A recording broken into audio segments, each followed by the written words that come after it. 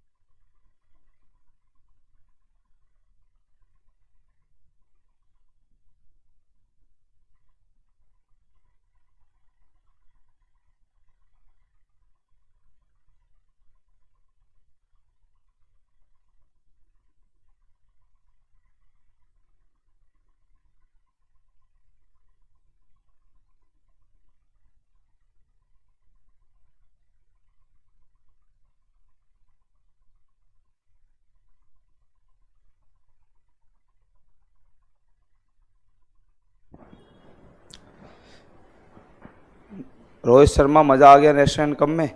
चलो भाई, वसीम, क्या तुम्हारे ऐप पर भी क्लास? ओमकार पांडे, तू सिर्फ अपनी बात कर। वसीम, यहाँ वहाँ ये सब बातें मत करना, सिर्फ अपनी बातें करो और अपने से मतलब रखो ना। सर, जिस ईयर को बेस ईयर मानते थे, भाई एसी बंद कर दो। जिस ईयर को बेस ईयर माना जाता है उस ईयर में जीडीपी ग्रोथ कैसे लेते हैं? तो मीनल, बेस ईयर तो गवर्नमेंट डिसाइड करती है। हाँ, बेस ईयर में हम देखते हैं कि कितना टोटल प्रोडक्शन था, कितने ट्रिलियन का, और इस साल के टोटल प्रोडक्शन को हम कंपेयर करते हैं उससे। दोस्तों, शुरू करने से पहले आज का टॉपिक मैं चाहता हूं कि मैं थोड़ा सा आप लोगों के साथ डिस्कशन करूं नेशनल इनकम के कुछ क्वेश्चंस का। तो पहले मैं कुछ नेशनल इनकम के क्वेश्चंस डिस्कस करता हूं और फिर आप लोगों के साथ आज टॉक करूंगा एक नए चैप्टर के साथ। बोलो भाई, यदि आप लोग कहो तो क्या क्वेश्चन डिस्कस करें? जल्दी, come on, fast reply. Rajesh, पूछो। Come on. राम राम, गौरव माहुर।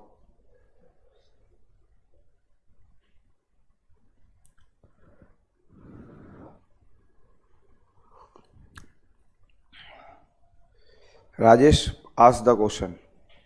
तो देखो भाई, पहला क्वेश्चन है जो हम अपनी, हाँ बिल्कुल, आईएएस का बैच आएगा रोहित सिंह, जिसमें geography Aman Arjun Sinha sir, polity SL sir, economy मैं, हिस्ट्री के एक महान एक्सपर्ट होंगे। चलिए दोस्तों, तो मुझे स्क्रीन पे दिखा दो। तो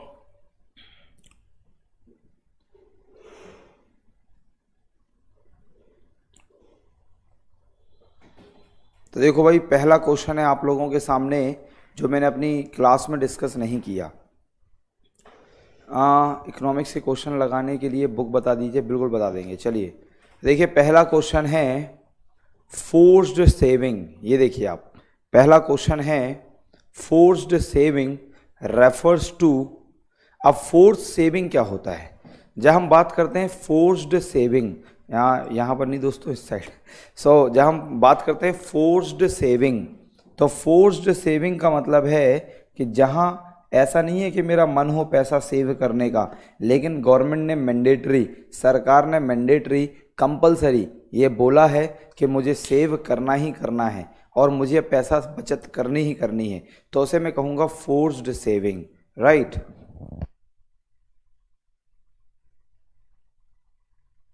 सेविंग, तो फोर्स्ड सेविंग, तो ऐसे पहला हो गया ऑप्शन, देखिए ऑप्शन, सो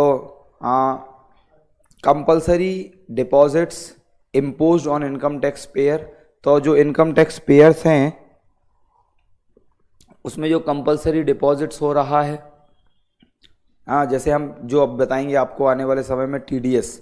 तो दूसरा है provident fund contribution of private sector employ, जो लोग प्राइवेट सेक्टर में काम करते हैं उनका प्रोविडेंट फंड पीएफ जो कटता है, मैंने बताया था। देन अभी बीच में सही हुआ था, then reduction of consumption consequent to a rise in price, so जैसे अगर प्राइस बढ़ गया तो मैंने अपना खर्चा कम कर दिया। Then taxes on individual income and wealth, मेरी इनकम पर या वेल्थ पर जो टैक्स लग रहे हैं तो टैक्स तो सेविंग नहीं है। रिडक्शन इन ऑफ कंजम्पशन, खर्चे में कमी करने से अगर कीमतें बढ़ जाएं, मान लो कीमतें बढ़ गई, आलू प्याज टमाटर दाल व्हीट राइस कपड़े वगैरह ये सब महंगे हो जाएं, तो मैं उनका उपभोग कम करने लगूं तो उससे भी सेव नहीं होगा। दोस्तों ऑप्शन बी पर जाइए, provident fund contribution of private sector employ, जैसे जो लोग टाइम्स में काम कर रहे हैं, तो अगर मेरे टाइम्स में कोई नया एम्प्लॉय आया तो मैंने उसका कंपलसरी कहा भाई साहब एक काम करो आपका इतना % पीएफ कटेगा, मान लो अपनी आपकी इनकम का 12%। तो दोस्तों अब वो बंदा अपना प्रोविडेंट फंड कटवाना नहीं चाहता था, लेकिन मैंने उसे फोर्स्ड किया टू सेव मनी, किस लिए कि जब वो रिटायर्ड हो, जब वो यहाँ से छोड़कर जाए तो मैं उसे एक अच्छा हैंडसम अमाउंट दे पाऊँ, तो ऐसे मैं कहूँगा फोर्स्ड सेविंग। तो फोर्स्ड सेविंग का मतलब है जो प्रोविडेंट फंड कंट्रीब्यूशन होता है प्राइवेट सेक्टर एम्प्लॉयज़ का, तो उसे बोलते हैं हम फोर्स्ड सेविंग। तो देखते हैं दोस्तों नेक्स्ट क्वेश्चन क्या है हमारे लिए। So the second question is,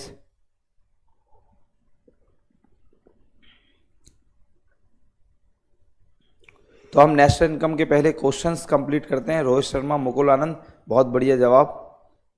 देखिए सेकंड क्वेश्चन है कि the expenditure on advertisement and public relation by an enterprise is a part of its. So दोस्तों एक जो पब्लिक एंटरप्राइज, एक जो एंटरप्राइज है मतलब एक जो कंपनी है, तो एक जो कंपनी है उसका expenditure on advertisement and public relation, अगर वो अपने विज्ञापन और अपने पब्लिक रिलेशन को मेंटेन करने के लिए किसी भी प्रकार का क्या भाई आवाज़ नहीं आ रही है? आवाज़ बिल्कुल ओके है यार अमित राज।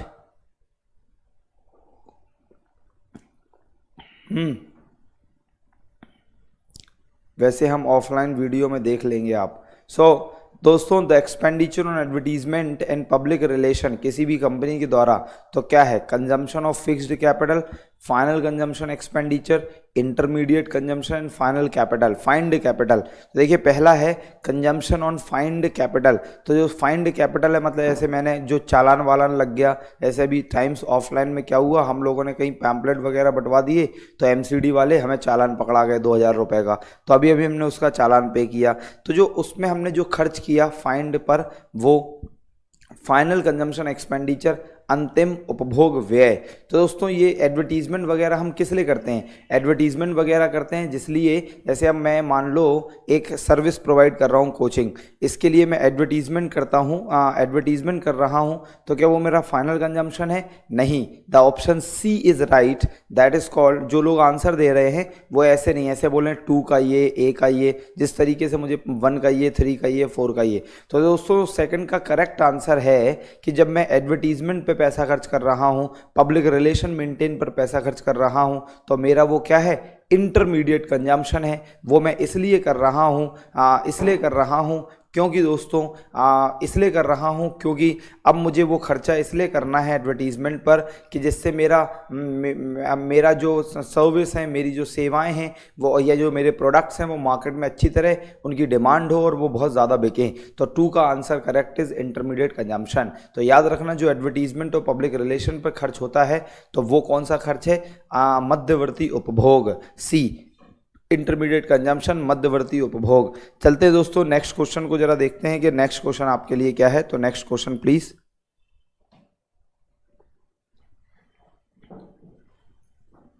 दोस्तों जल्दी से एक बार कमेंट में ये बता दो कि ये तरीका सही है या नहीं। जैसे मैंने चैप्टर किए और उसके तुरंत की तुरंत कुछ क्वेश्चंस भी डिस्कस कर लिए, अगर मेरे पास अवेलेबल है तो जल्दी से बताइए प्लीज।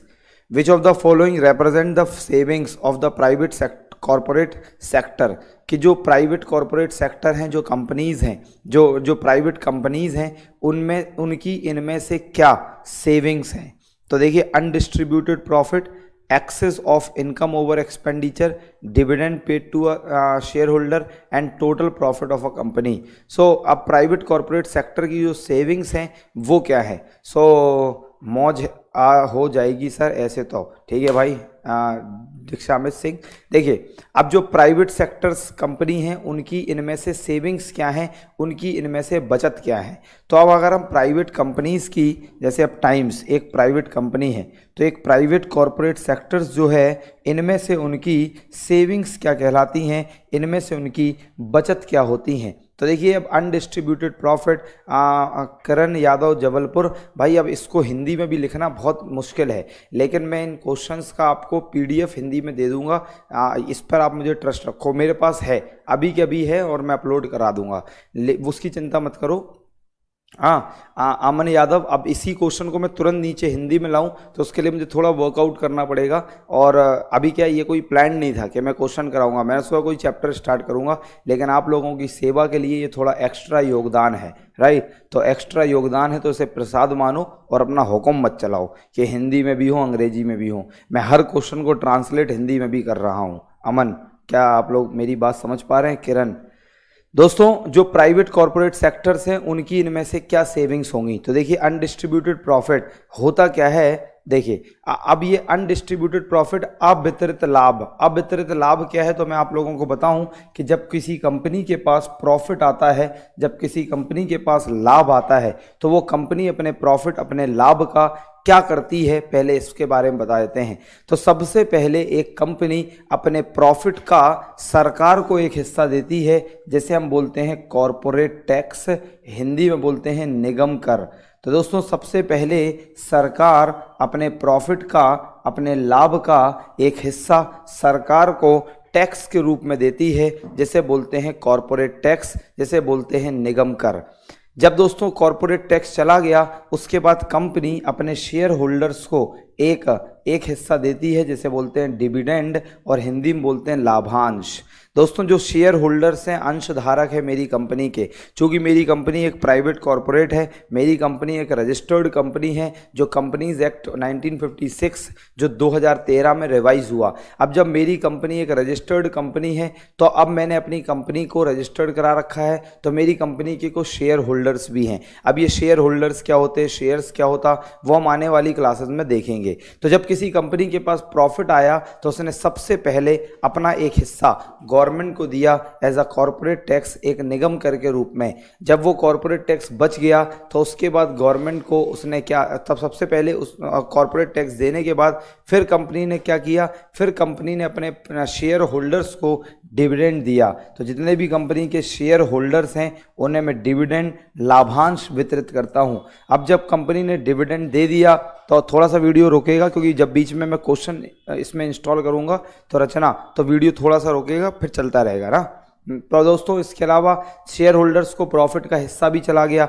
अब जो पैसा बचा उसका मैं एक हिस्सा अपने पास रखता हूं, जिसे बोलते हैं अनडिस्ट्रीब्यूटेड प्रॉफिट, जैसे हम बोलते हैं अवितरित लाभ, मतलब लाभ का वह हिस्सा जो डिस्ट्रीब्यूट ना किया गया हो, जो बांटा नहीं गया हो, तो उसे बोलेंगे अनडिस्ट्रीब्यूटेड प्रॉफिट। इसी को हम लोग इकोनॉमिक्स की भाषा में कॉरपोरेट सेविंग, निगम कर भी कहते हैं। So it is also called corporate savings, निगम कर, या इसी को हम लोग इकोनॉमिक्स की भाषा में नेट रिटेन्ड अर्निंग भी कहते हैं, नेट रिटेन्ड अर्निंग। तो नेट रिटेन्ड अर्निंग का मतलब हिंदी में कि अर्निंग, आय का वो हिस्सा जो एक कंपनी ने अपने पास रखा।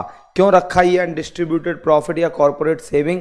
वो इसलिए रखा दोस्तों कि जब कि मेरी कंपनी का कभी बुरा वक्त आएगा तो मैं इस हिस्से को यूज़ कर सकूंगा। या जब मेरी कंपनी के पास पैसा नहीं बचा तो अब भाई मेरे पास प्रॉफिट आया, सारा का सारा मैंने उड़ा दिया, तो दोस्तों ऐसा नहीं, हमेशा एक कंपनी अपने प्रॉफिट का सबसे पहले गवर्नमेंट को एज अ टैक्स पे करती है, उसके बाद डिविडेंड शेयर होल्डर्स को पे करती है, उसके बाद उसका एक हिस्सा हमेशा कंपनी अपने पास रखती है, जिसे बोलते हैं कॉर्पोरेट सेविंग या अनडिस्ट्रीब्यूटेड प्रॉफिट। तो दोस्तों एक कंपनी के लिए सेविंग्स क्या कहलाएंगी? तो एक कंपनी के लिए सेविंग्स हैं क्या? अनडिस्ट्रीब्यूटेड प्रॉफिट, मतलब लाभ का वह हिस्सा जो कंपनी ने शेयर ना किया हो। क्यों? जब कंपनी का बुरा टाइम आएगा तो कंपनी इस पैसों को अपने बुरे वक्त में प्रयोग करेगा। तो रोहित शर्मा बहुत सही जवाब। तो क्वेश्चन नंबर 3 का आंसर है ए, अनडिस्ट्रीब्यूटेड प्रॉफिट, अवितरित लाभ। चलते हैं दोस्तों नेक्स्ट क्वेश्चन की ओर और देखते हैं क्वेश्चन नंबर 4 आप लोगों के लिए क्या है। आई होप इस तरह से आप स्टडी को एंजॉय कर रहे होंगे। पहले मैं पूरा का पूरा कॉन्सेप्ट पढ़ा दिया, अब मैं आपके साथ क्वेश्चंस डिस्कशन कर रहा हूं। मुझे नहीं लगता कि टाइम्स परिवार आप लोगों को इससे ज़्यादा कोई सुविधा दे सकता है। अगर आप लोगों को इतना बढ़िया कॉन्सेप्ट सीखने को वो भी इतने कम फ़ी में मिल रहा है तो इसका मतलब आप लोग थोड़ा सा हमें सपोर्ट कर सकते हैं और थोड़ा बहुत हमें मोटिवेट भी कर सकते हैं। हम आप लोगों से बस सपोर्ट एंड योर मोटिवेशन चाहते हैं, तो प्लीज़ वो बनाए रखिए। That's it. So question number 4 देखते हैं। The income of Indian working abroad is, जो दोस्तों इंडिया का कोई व्यक्ति है, मतलब कोई भी व्यक्ति इंडिया का है और वो एब्रॉड मतलब विदेश में काम कर रहा है। सो अब इंडियन वर्किंग इन अब्रॉड तो उसे क्या कहेंगे? तो अगर कोई भारतीय है, हिंदी में अगर कोई भारतीय है और वो विदेश में एब्रॉड में काम कर रहा है और वो इनकम कमा रहा है। सो दोस्तों इंडिया का कोई व्यक्ति यूएस में अगर मान लो पैसा कमा रहा है तो वो क्या है? तो वो है डोमेस्टिक इनकम ऑफ इंडिया। तो वो भारत की क्या डोमेस्टिक इनकम कहलाएगी? क्या वो भारत की डोमेस्टिक इनकम कहलाएगी? नहीं, क्योंकि डोमेस्टिक इनकम का मतलब होता है कंट्री के अंदर। तो ये ऑप्शन ए गलत है, राइट। सो दोस्तों इसके अलावा इनकम अर्न फ्रॉम एब्रॉड, तो दोस्तों एब्रॉड से कमाई गई आय, हिंदी में विदेशों से कमाई गई आय। C, net domestic product of India, India का नेट डोमेस्टिक प्रोडक्ट। डी, शुद्ध घरेलू उत्पाद भारत का। तो भाई शुद्ध घरेलू उत्पाद का मतलब है कि जो कंट्री के अंदर हो रहा है ना। Gross domestic product of India, Bharat का जीडीपी नहीं। तो इसका आंसर दीजिए, come on everybody. Income of Indian working abroad is, तो दोस्तों जो भारत के लोग विदेशों में पैसा कमा रहे हैं। नहीं ओमकार, नहीं रोहित, आंसर आपका गलत है। तो जो इंडियन पीपल विदेशों में काम कर रहे हैं वो इंडिया के लोगों के लिए क्या है? तो वो इंडिया के लोगों के लिए इनकम अर्नड फ्रॉम एब्रॉड। कल आप याद करिए मैंने एक कॉन्सेप्ट पढ़ाया था NFIA, net factor income from abroad. तो नेट फैक्टर इनकम, अब मैंने जब नेट वर्ड जोड़ दिया तो नेट का मतलब है जो विदेशों से आ रहा है, जो विदेशों से आ रहा है फैक्टर इनकम उसे प्लस, और जो विदेशों को जा रहा है उसे माइनस। तो अब विदेश में कोई भारत का बंदा पैसा वहां से कमा के यहाँ भेज रहा है। तो अब Indian working in abroad is called what? Factor income from abroad. तो इसका मतलब है income earn from abroad. Yes Rohit Sharma, answer is B, क्योंकि पहले तुम बेटा सी बोल रहे थे। So answer is B. अगर विदेश में कोई पैसा कमा रहा है भारत का व्यक्ति तो वो क्या है? इनकम अर्नड फ्रॉम एब्रॉड, वो विदेशों से प्राप्त किया गया आय है। तो 4 का बी। चलते हैं दोस्तों नेक्स्ट क्वेश्चन की ओर। So next question please. तो दोस्तों जो नेक्स्ट क्वेश्चन है हमारे सामने वो देखिए और इसको रीड करिए आप लोग। नेक्स्ट और क्वेश्चन नंबर 5 इज, 5वां सवाल है दोस्तों। The fifth question is the first national income committee was setup. वहाँ पहली राष्ट्रीय समिति कब सेटअप हुई थी? जल्दी से बताओ। First national income committee was setup, मैंने ये क्वेश्चन आपको कराया है डिस्कशन के दौरान। तो नेशनल इनकम कमेटी सबसे पहली बार कब सेटअप हुई? क्वेश्चन नंबर 5 का जल्दी से जवाब दीजिए आप लोग, जल्दी से जवाब दीजिए। इसका जवाब मैं नहीं दूंगा। सो MK चंदेला, BAC ये सब मत लिखिए, ये लिखिए क्वेश्चन 5, क्वेश्चन 4, क्वेश्चन इनका इस तरह से लिखिए जिससे मुझे पता चले कि आप किसका जवाब दे रहे हैं। सो भारत में सबसे पहली बार राष्ट्रीय आय समिति, प्रथम राष्ट्रीय आय समिति का गठन हुआ था। कब हुआ था? तो दोस्तों याद करो, मैंने आपको पढ़ाया था 1949, जिसके हेड थे PC महालनोबिस। तो पीसी महालनोबिस साहब ने सबसे पहली बार नेशनल इनकम कमेटी के अध्यक्ष बनाए गए थे। यस। सो 5 का बी विक्कू, डी नहीं। सो 5 का बी कन्वर, डी नहीं यार। यह हमारी क्लास का तीसरा चौथा पॉइंट था नेशनल इनकम का। बहुत बढ़िया दोस्तों, जिनका जवाब सही है। चलते हैं नेक्स्ट क्वेश्चन की ओर और देखते हैं कि क्वेश्चन नंबर 6 छठा सवाल आपके लिए क्या कहता है। सो दोस्तों, I hope you guys are enjoying and times coaching आप लोगों के साथ तहे दिल से पूरी सेवा करने के लिए तैयार है। तो देखते हैं जरा नेक्स्ट क्वेश्चन नेशनल इनकम से क्या है। The CSO provides data about GDP under the new revised series in which the base year is. So दोस्तों, इसका जवाब आप दे सकते हैं कि जो भारत में क्वेश्चन नंबर 6 जो भारत में CSO है, सेंट्रल स्टैटिस्टिकल ऑर्गेनाइजेशन ऑफिस, तो ये जो इस CSO भारत में जो GDP का कैलकुलेशन करता है, इसका इस समय रिवाइज्ड बेस ईयर क्या है और इस समय इसका बेस ईयर आधार वर्ष क्या चल रहा है। तो दोस्तों, जो GDP है इसका बेस ईयर है, बहुत बढ़िया, 2011-2012। तो 6 का option number C is correct. तो मुझे लग रहा है आप लोग अब एक्साइटेड हो रहे होंगे और आप लोगों को सवाल आने लग रहे। तो क्या दोस्तों जल्दी से बताओ, इसी प्रकार से सवाल पहले भी आप लोग सॉल्व कर पाते थे? क्या इस तरह के सवाल की हवा लगती थी आप लोगों को? अब हवा क्या, तुमने रोक के उसे अपने काबू में कर लिया। चलिए दोस्तों, नेक्स्ट क्वेश्चन नंबर 7 देखते हैं हम। तो क्वेश्चन नंबर 7 क्या है? तो the question number 7 is, Rahul Gupta CC ये सब मत लिखो, क्वेश्चन का नाम डालो फिर लिखो। तो क्वेश्चन नंबर 7 है सो क्वेश्चन नंबर 7 है the depreciation is equal to. तो क्वेश्चन है डेप्रीसिएशन मूल्यह्रास। मैं हिंदी में क्वेश्चन लिख नहीं रहा बोर्ड आपके स्क्रीन पर, लेकिन आपको हिंदी में ट्रांसलेट 100% कर रहा हूं। तो डेप्रीसिएशन इज इक्वल टू, जो डेप्रीसिएशन है वो मूल्यह्रास जो है वो किसके बराबर है? तो पहला है GNP माइनस NNP। सो दोस्तों, GNP माइनस NNP। तो अगर हम GNP और NNP को देखें तो ये है ग्रॉस और ये है नेट। इसका मतलब gross minus depreciation is equal to net हो जाता है। तो देखिए, GNP से माइनस कर दें डेप्रीसिएशन तो क्या बनता है? ग्रॉस माइनस डेप्रीसिएशन नेट, और NP तो NNP। तो मुझे दोस्तों दूसरे ऑप्शन में जाना ही नहीं है, पहले का ही ऑप्शन बिल्कुल सही है। तो 7th का आंसर जल्दी से दीजिए। अब MK चड्डा, MK चंदेला, ये B कहाँ से आ गया भाई? NNP माइनस, अबे यार सब आंसर, अमन यादव B कहाँ से आ गया बे?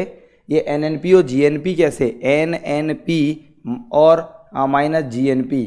तो NNP को हम GNP से ग्रॉस और नेट, सो NNP माइनस GNP कैसे होगा यार, जरा मुझे समझाओ। सो NNP माइनस GNP कैसे? सो भाई ये है नेट और ये है ग्रॉस। तो अगर हम नेट NNP में प्लस करें डेप्रीसिएशन, सो प्लस करें डेप्रीसिएशन तो आंसर होगा क्या? GNP। क्योंकि जब देखो दोस्तों, जब ग्रॉस से माइनस करते हैं डेप्रीसिएशन तो नेट, अब जब नेट में प्लस डेप्रीसिएशन कर दिया तो ग्रॉस NP। तो दोस्तों ये तो प्लस डेप्रीसिएशन हो रहा है, तो depreciation is equal to what? GNP minus NNP। Answer A is correct. चलिए दोस्तों, नेक्स्ट क्वेश्चन देखते हैं, क्वेश्चन नंबर 8। जल्दी जल्दी करते हैं, फिर आज एक नया चैप्टर शुरू करेंगे जिससे आप लोगों को ये पता चल जाए कि आखिर इस एग्जाम से क्वेश्चंस कैसे आते हैं। So question number 8, the next question is, so दोस्तों द नेक्स्ट क्वेश्चन है आप लोगों के लिए, द नेक्स्ट क्वेश्चन इज, देखिए क्वेश्चन नंबर 8 नहीं है, कोई बात नहीं, no problem. So question number 8 देखते हैं, 9 लिखा है, चलो क्वेश्चन नंबर 9 देख लेते हैं, 8 में कुछ दिक्कत है इनको। सो क्वेश्चन नंबर 9 क्या है? Other name of net national product at market price. So लिए सर राहुल गुप्ता पूरा स्वाद मत लो, है ना, जैसा पढ़ा रहे वैसे पढ़ लो, ये कोई मैंडेटरी नहीं है ना, मैंने ये बोला कहीं भी कि आपको क्वेश्चंस भी कराए जाएंगे, है ना। क्वेश्चंस एक तो एक आपको कराए जा रहे हैं, तुम हिंदी अंग्रेजी ठांस रहे। अबे इतने इसको मैं हिंदी में बोल रहा भाई, हिंदी में बोल रहा, और कहा कि इस क्वेश्चन की मैं PDF भी दे दूंगा अगर आपको चाहिए तो, क्यों काय चिंता कर रहे। 9 क्वेश्चन देखिए, other name of NNP at MP। So दोस्तों NNP एट MP का अदर नाम क्या, अन्य नाम क्या है? तो net national product at market price. शुद्ध या निबल राष्ट्रीय उत्पाद बाजार मूल्य पर इसका अन्य नाम क्या है? तो दोस्तों इसका अन्य नाम है नेशनल इनकम। याद करो, नेशनल इनकम राष्ट्रीय आय किसे कहते हैं? तो नेशनल इनकम राष्ट्रीय आय का मतलब क्या है? तो एनएनपी एट एमपी। तो याद करो, हम national income NNP at FC पे कैलकुलेट करते थे, लेकिन 2015 से हमारे हिंदुस्तान में नेशनल इनकम एनएनपी एमपी पर कैलकुलेट होने लगा, तो इसको हम एनएनपी एमपी को हम कहेंगे नेशनल इनकम। ऑप्शन बी है ग्रॉस डोमेस्टिक प्रोडक्ट सकल घरेलू उत्पाद, ऑप्शन सी है पर्सनल इनकम वैयक्तिक आय, ऑप्शन डी है प्रति व्यक्ति आय। नहीं, तो answer is a, that is national income, right, राष्ट्रीय आय। नेक्स्ट क्वेश्चन, तो हिंदी और अंग्रेजी की चिंता मत करो सिर्फ आप ये देखो कि क्वेश्चंस कैसे मिल रहे हैं। सो नेक्स्ट क्वेश्चन नंबर 10 देखिए दोस्तों, क्वेश्चन नंबर 10 क्या है? तो क्वेश्चन नंबर 10 इज, जल्दी से कम ऑन। सो दोस्तों क्वेश्चन नंबर 10 है ना, a transfer income is, transfer income है हिंदी में स्थानांतरित आय कहते हैं या स्थानांतरित आय है। देखिए 100% हिंदी में मैं ट्रांसलेशन कर रहा हूं यहाँ पर, स्थानांतरित, स्थानांतरित आय, तो ट्रांसफर इनकम स्थानांतरित आय है। तो स्थानांतरित आय क्या है? तो देखिए income which is not produced by a production process. Hindi में ए, वह आय जो उत्पादन के द्वारा प्राप्त नहीं की गई हो। B, income taking away from one person giving to another, वह आय जो एक व्यक्ति से दूसरे व्यक्ति को दी जाए। C, income without providing any services. C, बिना सेवा के दी प्राप्त की गई आय। एंड डी, अर्नड इनकम, मतलब जब मैंने जो इनकम कमाई। तो ऑप्शन 10 में का दोस्तों जल्दी से बताइए, मुझे लगता है इसका ऑप्शन सारे लोग जवाब दे सकते हैं। Average fixed cost curve is U shaped, V shaped, download sloping. तो दोस्तों जो एवरेज कॉस्ट कर्व है, कमल कुशवाहा, जब मैं आपको देखो एक सिलेबस में मैंने एक चैप्टर लिखवाया होगा कॉस्ट ऑफ प्रोडक्शन, तो उस समय मैं आपको पढ़ाता, राइट। सो अमन यादव सर नेशनल इनकम का पीडीएफ हिंदी में दे दो। भाई मैं आज ही अपनी क्लास में ये अनाउंसमेंट कर रहा कि कोई भी मुझसे पीडीएफ नहीं चिल्लाएगा। पीडीएफ मैं आपको पूरी दूंगा और पीडीएफ की हमने कसम खाई है और आप लोगों को पीडीएफ देने का वादा किया है। तो पीडीएफ तैयार हो रही है हिंदी की, आपको बेशक मिल जाएगी। आप सिर्फ पढ़ाई पे ध्यान दें, जितना पढ़ाया जा रहा वो पढ़ें, राइट। चलिए, तो ऑप्शन 10 में का सबने सही जवाब दिया, एक का भी गलत जवाब नहीं है। Income without providing any services, तो ट्रांसफर इनकम का मतलब है कि बिना सेवा दिए। नेक्स्ट क्वेश्चन, हाँ, विदाउट सर्विसेज, बिना सेवा दिए जो हमें इनकम प्राप्त हुई, जो हमें आय प्राप्त हुई, वो हमारे लिए क्या है? ट्रांसफर इनकम है, वो हमारे लिए स्थानांतरित आय है। तो बिना सेवा दिए अगर कोई इनकम मिलती है तो वो कौन सी इनकम है? तो दोस्तों उसे हम बोलते हैं ट्रांसफर इनकम, उसे हम बोलते हैं स्थानांतरित आय। चलिए दोस्तों नेक्स्ट क्वेश्चन देखते हैं, question number 11, GDP at FC is equal to. दोस्तों question number 11, GDP at FC is equal to. दोस्तों जीडीपी एट एफसी किसके बराबर होगा? तो जीडीपी एट एफसी किसके बराबर होगा? तो पहला जीडीपी, ऑप्शन ए, जीडीपी लिखा है minus indirect tax, minus indirect tax और प्लस सब्सिडीज। सो दोस्तों याद करो, मैंने आपको बताया था, और जब भी मैंने कहा था, जब भी एग्जाम में या मैं कहूँ जीडीपी तो हमेशा होगा जीडीपी एमपी। तो दोस्तों देखिए, जीडीपी एमपी से अगर मैं माइनस एनआईटी करता हूँ तो मुझे जीडीपी एफसी मिलता है, यस और नॉट। तो अब देखिए, अब जीडीपी एमपी ये मैंने कल बताया, और एनआईटी को क्या कहते हैं? Indirect taxes minus subsidies is equal to GDP FC, right. So दोस्तों GDP MP minus IT plus subsidies is equal to GDP FC. तो जीडीपी एफसी किसके बराबर है? तो GDP minus IT plus subsidies. तो आंसर ए सही है, तो मैं बी के पास जाऊंगा ही नहीं, और बी से मुझे कोई मतलब नहीं। बहुत सही दोस्तों, मज़ा आ रहा है मुझे कि आप लोग बिल्कुल खटाखट और सही जवाब दे रहे हो। तो दोस्तों चलते हैं नेक्स्ट क्वेश्चन की ओर और देखते हैं कि नेक्स्ट क्वेश्चन में आप लोगों के लिए क्या है राष्ट्रीय आय के अंतर्गत। अब आप लोगों को थोड़ा कॉन्फिडेंस आने लगा होगा और आप लोग समझ गए होंगे कि अब आप एग्जाम में क्वेश्चंस करने के लिए तैयार हैं। लेकिन अगर आप थोड़ी और प्रैक्टिस करेंगे मजबूती से, तो बेटा एक भी ऐसा सवाल एग्जाम में बचेगा नहीं।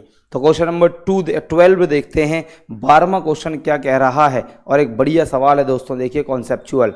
विच of the following would not constitute an economic activity in economics. दोस्तों अर्थशास्त्र में, हिंदी में अर्थशास्त्र में इनमें से क्या एक इकोनॉमिक एक्टिविटीज़ नहीं है। तो इकोनॉमिक एक्टिविटीज़ का मतलब होता है दोस्तों आर्थिक गतिविधि। तो इकोनॉमिक एक्टिविटीज़ का मतलब होता है कि वे गतिविधि जिनसे हम अर्न करें मनी। तो दोस्तों ध्यान सुनिए, आर्थिक गतिविधियों का मतलब होता है वे गतिविधियां जिनसे हम मनी, जिनसे हम इनकम अर्न करें, जिनसे हमें कुछ ना कुछ पैसा मिले, जिनसे हमें कुछ ना कुछ आय मिले, उसे हम इनकम इकोनॉमिक एक्टिविटीज़ कहते हैं। तो देखिए अ teacher teaching student in his college, अगर एक टीचर अपने स्टूडेंट को कॉलेज में पढ़ा रही है या पढ़ा रहा है। B a teacher teaching student in a coaching institute, एक टीचर अपने कोचिंग इंस्टीट्यूट में जो पढ़ाता है। And C a teacher teaching his own daughter at home, अगर कोई टीचर अपने स्वयं की डॉटर को घर में पढ़ाता है।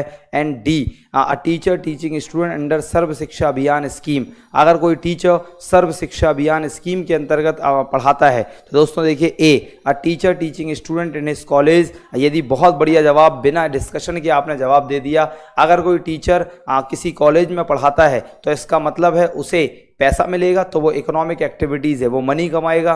टीचर अगर किसी कोचिंग इंस्टीट्यूट, जैसे मैं टाइम्स कोचिंग में टीचिंग कर रहा हूं तो मुझे पैसा मिल रहा है, ये भी आर्थिक गतिविधि है। C a teacher teaching his own daughter at home, अगर ऐसे मैं अपनी खुद की लड़की को घर पे पढ़ाऊं तो क्या उससे मुझे पैसा मिलता है? नहीं। तो ऑप्शन सी एक इकोनॉमिक एक्टिविटी नहीं है।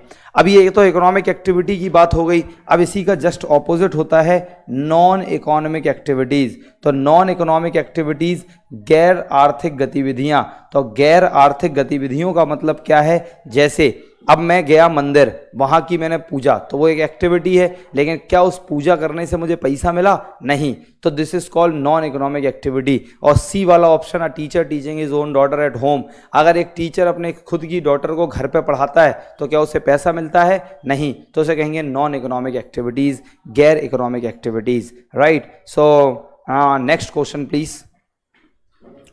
दोस्तों अगले क्वेश्चन की ओर चलते हैं और देखते हैं next question. So the next question here at your screen is,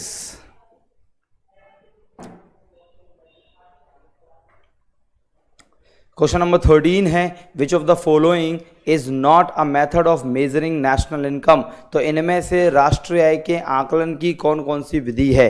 दोस्तों मैंने आपको नेशनल इनकम के मेजर्स के मेथड्स बताए, methods of measuring national income. तो मैंने आपको नेशनल इनकम के मेजरमेंट के 3 मेथड्स बताए। सो 3 मेथड्स में देखते हैं। पहला वैल्यू एडेड मेथड होता है, जैसे हम प्रोडक्ट मेथड कहते हैं। दूसरा इनकम मेथड, हिंदी में आय विधि होता है। सी इन्वेस्टमेंट मेथड, निवेश विधि। डी एक्सपेंडिचर मेथड, व्यय विधि। दोस्तों ए भी होता है, बी भी होता है, डी भी होता है। तो करेक्ट आंसर है सी, इन्वेस्टमेंट मेथड हमने कहीं नहीं पढ़ा। तो दोस्तों चलते हैं नेक्स्ट क्वेश्चन की ओर। अब आप लोगों को ये सारे क्वेश्चंस बिल्कुल बच्चों की तरह लग रहे होंगे कि क्या इजी सवाल है, लेकिन सपोज अगर आपने पढ़ा नहीं होता तो ये सेम क्वेश्चन आप लोगों के लिए बहुत टफ लगते। कन्वर लाल डांगी, ए वैल्यू एडेड मेथड होता है, जैसे हम प्रोडक्ट मेथड या आउटपुट मेथड भी कहते हैं, याद करो आप। तो इसी को हम उत्पाद विधि या निर्गत विधि भी कहते हैं। सो नेक्स्ट क्वेश्चन की ओर चलते हैं। एंड दोस्तों the next question is on your screen now. Per capita income is equal to, प्रति व्यक्ति आय क्या होता है? तो मैंने लास्ट क्लास में ही आपको ये कॉन्सेप्ट बताया। ये सारे एग्जाम के क्वेश्चन है दोस्तों, मैंने ये अपने मर्जी से नहीं लिखे। तो बेटा अगर आप लोगों ने ये क्वेश्चन सॉल्व कर लिए तो डेफिनेटली आप एग्जाम का क्वेश्चंस भी सॉल्व कर पाएंगे। तो जल्दी से बताइए 14 का क्वेश्चन का आंसर, पर कैपिटा इनकम किसे कहते हैं? तो पर कैपिटा इनकम का मतलब है total national income divide by total population. यदि हम कुल राष्ट्रीय आय को कुल जनसंख्या से भाग दे दें तो दोस्तों क्या होगा? देखिए पहला national income divide by total population of country. अब मैं आगे जाऊंगा ही नहीं, तो ऑप्शन ए, 14 का ए बिल्कुल सही है। सो 14 का question number A is 100% right. चलते हैं दोस्तों नेक्स्ट क्वेश्चन की ओर और देखते हैं कि नेक्स्ट क्वेश्चन आप लोगों के लिए क्या है। सो the next question is please. तो क्वेश्चन नंबर 15, तो क्वेश्चन नंबर 15 क्या है? तो 15वां क्वेश्चन है दोस्तों। क्वेश्चन नंबर 15 इज 15वां क्वेश्चन, और ये बस लास्ट क्वेश्चन होगा, इसके बाद अब मैं कोई सवाल नहीं कराऊंगा। सो नेक्स्ट अब मैं एक नया टॉपिक स्टार्ट करूंगा आज की क्लास में। So the next question is which of the following is deducted from NNP to arrive at national income. Yes, तो दोस्तों जल्दी से बताइए, एनएनपी से हम क्या माइनस करें तो हमें नेशनल इनकम मिलेगा। नेशनल इनकम का मतलब है एनएनपी एफसी। तो जब भी मैं बोलूँ एनएनपी या जीडीपी या जीएनपी तो हमेशा मतलब होगा एमपी। तो दोस्तों जब भी मैं बोलूँ कि एनएनपी तो या फिर जब भी मैं बोलूँ जीडीपी जो भी तो होगा एमपी। तो एनएनपी एमपी से मैं क्या माइनस करूँ, क्या घटाऊं कि मुझे एनएनपी एफसी मिल जाए। तो दोस्तों याद करो, अभी अभी मैंने बताया, अगर मैं इससे इनडायरेक्ट टैक्सेस प्लस सब्सिडीज करता हूं, प्लस सब्सिडीज, तो मुझे मिलता है नेशनल इनकम। तो एनएनपी से क्या घटाएंगे तो मुझे नेशनल इनकम मिलेगा, तो इनडायरेक्ट टैक्स। एक क्वेश्चन और करवा दिया जाए क्या? चलो भाई एक क्वेश्चन और करवा देते हैं। तो नेक्स्ट क्वेश्चन प्लीज। चलिए दोस्तों जल्दी से मुझे ये बता दो, अभी चलो बाद में पूछेंगे। सो नेक्स्ट क्वेश्चन क्या है आप लोगों के लिए, जल्दी देखते हैं। सो next question, question number 16 is, नहीं बेटा 15 का बी बिल्कुल गलत है राहुल गुप्ता जी। क्वेश्चन नंबर 16 देखते हैं क्या है। तो question number 16 is which of the following is not included while estimating national income through income method. अगर हम इनकम मेथड से नेशनल इनकम निकालते हैं तो इनमें से क्या शामिल, इनकम मेथड में क्या शामिल, क्या शामिल नहीं होता है। तो क्या शामिल नहीं होता है तो आप याद करिए, इसमें हम सबसे पहले निकालते हैं ए को कहते हैं कंपनसेशन ऑफ एम्प्लॉय।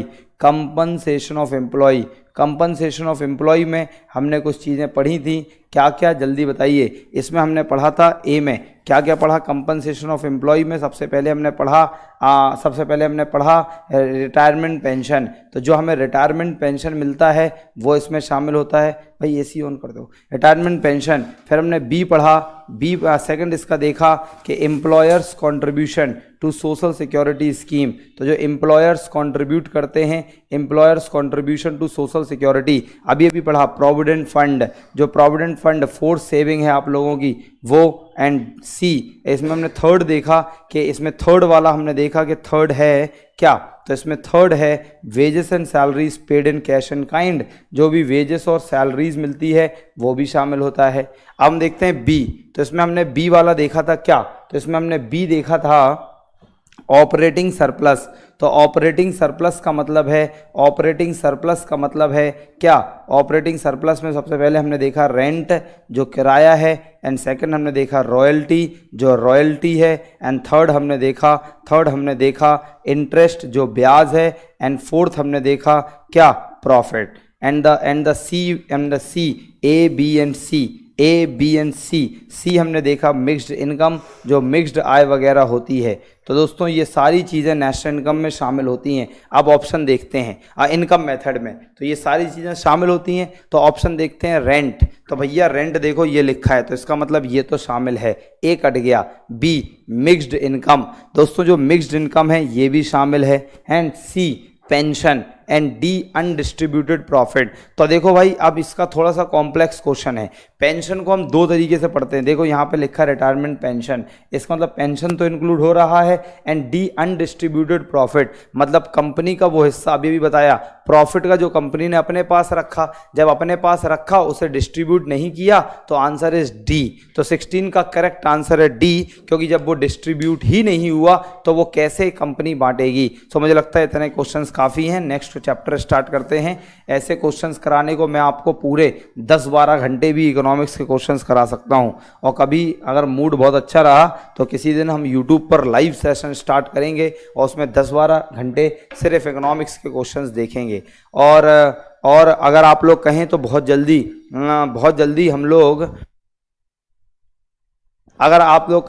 जल्दी हम लोग एक पेड बैच ले आते हैं सिर्फ क्वेश्चन आंसर्स प्रैक्टिस का। सो जिससे भाई पेड बैच मतलब थोड़ा सा हमें भी मोटिवेशन मिलेगा।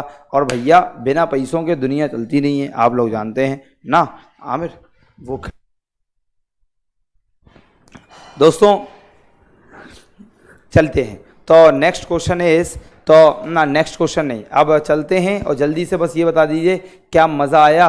महेंद्र तेतरवाल, आप मेरी last to last class attend करिए, पता चल जाएगा मिक्स्ड इनकम क्या होता है। तो मिक्स्ड इनकम का मतलब है वो इनकम जैसे अब जो पॉटरी मेकर है, जो सब्जी वाले हैं, जो बार्बर्स हैं, ये जो पैसा कमाते हैं इसे इकोनॉमिक्स में मिक्स्ड इनकम कहा जाता है।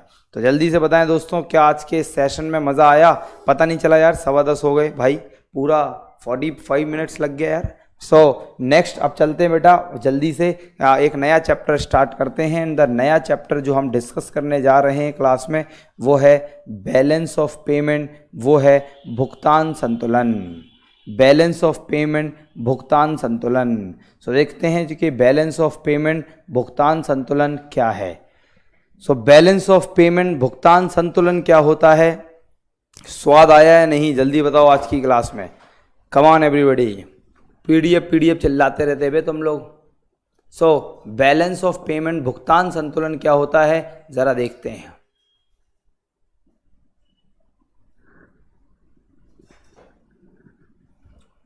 सर प्लीज कोई बुक बता दीजिए क्वेश्चन लगाने की, पीसीएस लेवल की इन इंग्लिश मीडियम। सो भाई इंग्लिश मीडियम में अगर आपको पीसीएस लेवल के कोई क्वेश्चंस लगाने हैं गौरव माहौर, तो आप एक काम कर सकते हैं, अरिहंत की एक किताब आती है, उसके आंसर ज़्यादा सही नहीं है लेकिन क्वेश्चंस का कलेक्शन अच्छा है। तो अरिहंत की एक जनरल अवेयरनेस, जनरल क्वेश्चंस की, एमसीक्यू क्वेश्चंस की एक किताब आती है टॉपिक वाइज। तो आप मोटी सी एक किताब है, उसके ऊपर शायद लिखा है 14,000 प्लस या 13,000 प्लस, तो आप उसे ले सकते हैं, राइट। चलिए, तो सर जीएस स्पेशल 2 ख़त्म हो जाएगा तो डिस्कशन पेड कोर्स लाएंगे, तो हाँ देखते हैं या उससे पहले भी ले आते हैं। तो चलिए भाई, अब बिना टाइम वेस्ट करें हम लोग एक नया चैप्टर की ओर चलते हैं। And the new chapter is balance of payment, भुगतान संतुलन। ओके अमरपाल, सो भुगतान संतुलन क्या होता है देखिए। Okay, so thank you so much Mukul Anand and thank you so much Mahendra Tetarpal. So Kamal Kushwaha, ठीक है भाई, स्वाद आ गया भाई। चलिए, थैंक यू माहौर। ना बैलेंस ऑफ पेमेंट, भुगतान संतुलन किसे कहते हैं जरा ध्यान से समझिए। सो बैलेंस ऑफ पेमेंट, भुगतान संतुलन का मतलब होता है, सबसे पहली बात, जैसे सपोज करो मैं एक प्रोड्यूसर हूं, मैं एक उत्पादक हूं और मैं इस मार्कर का प्रोडक्शन करता हूं। यदि मैं एक प्रोड्यूसर हूं, यदि मैं एक उत्पादक हूं और इस मार्कर का प्रोडक्शन कर रहा हूं, तो बीइंग अ प्रोड्यूसर, एक उत्पादक होने के नाते क्या होगा, तो सुनिए ध्यान से। यदि मैं एक प्रोड्यूसर हूं, यदि मैं एक उत्पादक हूं और इस मार्कर का प्रोडक्शन कर रहा हूं, तो जब मैंने इस मार्कर का प्रोडक्शन किया तो मैंने कहीं ना कहीं से कोई ना कोई आइटम्स परचेज किए, कहीं ना कहीं मैंने कोई ना कोई आइटम्स सेल किए, बेचे। तो दोस्तों मेरे पास मतलब कहीं ना कहीं से पैसा आया तो कहीं ना कहीं पैसा गया। जब मैंने इस मार्कर का प्रोडक्शन किया तो कहीं ना कहीं से पैसा आया और कहीं ना कहीं पैसा गया। अब दोस्तों कहाँ से कितना पैसा आया, कहाँ से कितने आइटम्स आए, कहाँ कितने आइटम्स गए, कहाँ से कितना पैसा गया, इन सब चीज़ों को मैंने बहुत सिस्टमैटिकली, बहुत बढ़िया से अपने पास रिकॉर्ड किया होगा या नहीं, तो बिल्कुल किया होगा। सो इसी तरीके से जैसे कि एक प्रोड्यूसर अपने इनकम, अपने एक्सपेंडिचर, अपने आय, अपने व्यय और अपने आइटम्स जो आ रहे हैं, अपने आइटम जो जा रहे हैं, इन सब को कहीं ना कहीं रिकॉर्ड करके मेंटेन करता है। इसी प्रकार से कर लो कॉल, इसी प्रकार से जब कोई कंट्री तो रिकॉर्ड करके मेंटेन करता है। इसी प्रकार से जब कोई कंट्री, जब कोई देश इंटरनेशनल मार्केट में या इंटरनेशनल लेवल पर, अंतर्राष्ट्रीय स्तर पर विभिन्न देशों के साथ किसी भी प्रकार का एक्सपोर्ट करता है, किसी भी प्रकार का इंपोर्ट करता है, किसी भी प्रकार से पैसा आता है, किसी भी प्रकार से पैसा जाता है, तो वो अपने इन सब चीज़ों को बहुत सिस्टमैटिकली कहीं ना कहीं रिकॉर्ड करके मेंटेन करता है। अरे बोलो यार, जब कोई एक कंट्री विभिन्न देशों के साथ किसी भी प्रकार का अंतर्राष्ट्रीय व्यापार, इंटरनेशनल ट्रेड करे, तो वो इन सब चीज़ों को कहीं ना कहीं अपने पास रिकॉर्ड करके मेंटेन करता है। तो इसे हम कहते हैं बैलेंस ऑफ पेमेंट। सो दोस्तों जो हिंदी में लिखते हैं कॉपी खोलकर साथ में लिख लिए, और इंग्लिश में मैं लिख रहा हूं। तो बैलेंस ऑफ पेमेंट का मतलब है it is the systematic it is the systematic record of all economic transactions. So दोस्तों, it is the systematic record of all the economic transactions between one country and another, between one country and another in terms of international trade। तो दोस्तों, अंतर्राष्ट्रीय व्यापार जो है, international trade जो है, इस अंतर्राष्ट्रीय व्यापार, इंटरनेशनल ट्रेड का मतलब है एक्सपोर्ट एंड इंपोर्ट। तो जब भी कोई देश एक्सपोर्ट करे या जब भी कोई देश इंपोर्ट करे, और कब, ड्यूरिंग वन फाइनेंशियल ईयर, एक वित्तीय वर्ष में। जब कोई कंट्री एक फाइनेंशियल ईयर, एक वित्तीय वर्ष में किसी भी प्रकार का जो अंतर्राष्ट्रीय ट्रेड करता है, किसी भी प्रकार का जो अंतर्राष्ट्रीय व्यापार करता है, जब हम उसके रिकॉर्ड्स को सिस्टमैटिकली मेंटेन करते हैं, और रिकॉर्ड भी क्या क्या, इकोनॉमिक ट्रांजैक्शंस, आर्थिक लेन देन। जैसे इंडिया ने विदेशों से जो भी इंपोर्ट किया, इंडिया ने विदेश की किसी भी देश को कोई भी वस्तु एक्सपोर्ट की, जब इंडिया ने इंपोर्ट किया, एक्सपोर्ट किया, आयात किया, निर्यात किया, तो इन सब चीज़ों को कहीं ना कहीं रिकॉर्ड करके मेंटेन किया कि भैया देखो इतना पैसा यहाँ से आया। This is economic transactions, Hindi में आर्थिक लेन देन। तो दोस्तों, जो भी इकोनॉमिक ट्रांजैक्शंस हुए, जो भी आर्थिक लेन देन हुए, उसे बहुत सिस्टमैटिकली अपने पास रिकॉर्ड किया। तो सिस्टमैटिकली रिकॉर्ड करने के प्रोसेस को हम कहते हैं बैलेंस ऑफ पेमेंट, हम कहते हैं भुगतान संतुलन। सो भुगतान संतुलन क्या होता है, एक बार हिंदी में बता दूं कि एक वित्तीय वर्ष में, ड्यूरिंग वन फाइनेंशियल ईयर, किसी एक देश और अन्य देशों के बीच होने वाले आर्थिक लेन देन के गतिविधियों के रिकॉर्ड्स को मेंटेन करना कहलाता है balance of payment. So this is called balance of payment, इसे कहते हैं भुगतान संतुलन। सो बैलेंस ऑफ पेमेंट, भुगतान संतुलन का मतलब आप लोग समझ गए कि it is the recording of economic transactions between one country to another in terms of international trade, बोले तो आयात और निर्यात, in during one financial year. ना, अब चूंकि मैंने कहा कि जो बैलेंस ऑफ पेमेंट है, जो भुगतान संतुलन है, वो एक सिस्टमैटिक रिकॉर्ड है, मतलब हम सिस्टमैटिकली मेंटेन कर रहे हैं कि कितना पैसा आ रहा, कितना पैसा जा रहा। तो आपको ये भी पता होना चाहिए कि इन इंडिया, भारत में, who maintains the records of balance of payment. So दोस्तों, इन आ कंट्री, भारत में जो बैलेंस ऑफ पेमेंट है, it is recorded and maintained. It is recorded and maintained by RBI. जो भारत में इकोनॉमिक ट्रांजैक्शंस हैं, जो आर्थिक लेन देन है, इसके रिकॉर्ड को मेंटेन करने का काम है किसका, RBI का। तो हमारे हिंदुस्तान में बैलेंस ऑफ पेमेंट के रिकॉर्ड्स को मेंटेन करने का काम कौन करता है दोस्तों, RBI करता है। तो ये सारे पॉइंट एग्जाम ओरिएंटेड हैं और एग्जाम में ये सारी चीज़ें पूछी जाती हैं। तो मतलब हमारे हिंदुस्तान में जो RBI है, it is having the authority to maintain all the records happening between between international trade. तो जो भी हमारे हिंदुस्तान के व्यापारी हैं, जो भी हमारे हिंदुस्तान के उत्पादक हैं, विदेशों से कितना पैसा आया, कितना पैसा गया, इन सब का रिकॉर्ड हमारे हिंदुस्तान में किसने मेंटेन किया, RBI ने मेंटेन किया। तो यहीं पर मैं बता दूं, एक और बहुत इंटरेस्टिंग टर्म निकल के आता है जिसे हम कहते हैं बैलेंस ऑफ ट्रेड। हिंदी में इसको कहते हैं दोस्तों व्यापार संतुलन। सो बैलेंस ऑफ ट्रेड, व्यापार संतुलन क्या होता है, तो जरा देखिए। एक तो हो गया, यहां पर मैं डिस्कस कर रहा था बैलेंस ऑफ पेमेंट, लेकिन अब एक नया टर्म आया बैलेंस ऑफ ट्रेड। अब ये बैलेंस ऑफ पेमेंट क्या है, बैलेंस ऑफ ट्रेड क्या है, इससे समझेंगे। दोस्तों, जब मैं बात करता हूं बैलेंस ऑफ पेमेंट की, तो मैं आप लोगों को बता दूं, इट इंक्लूड्स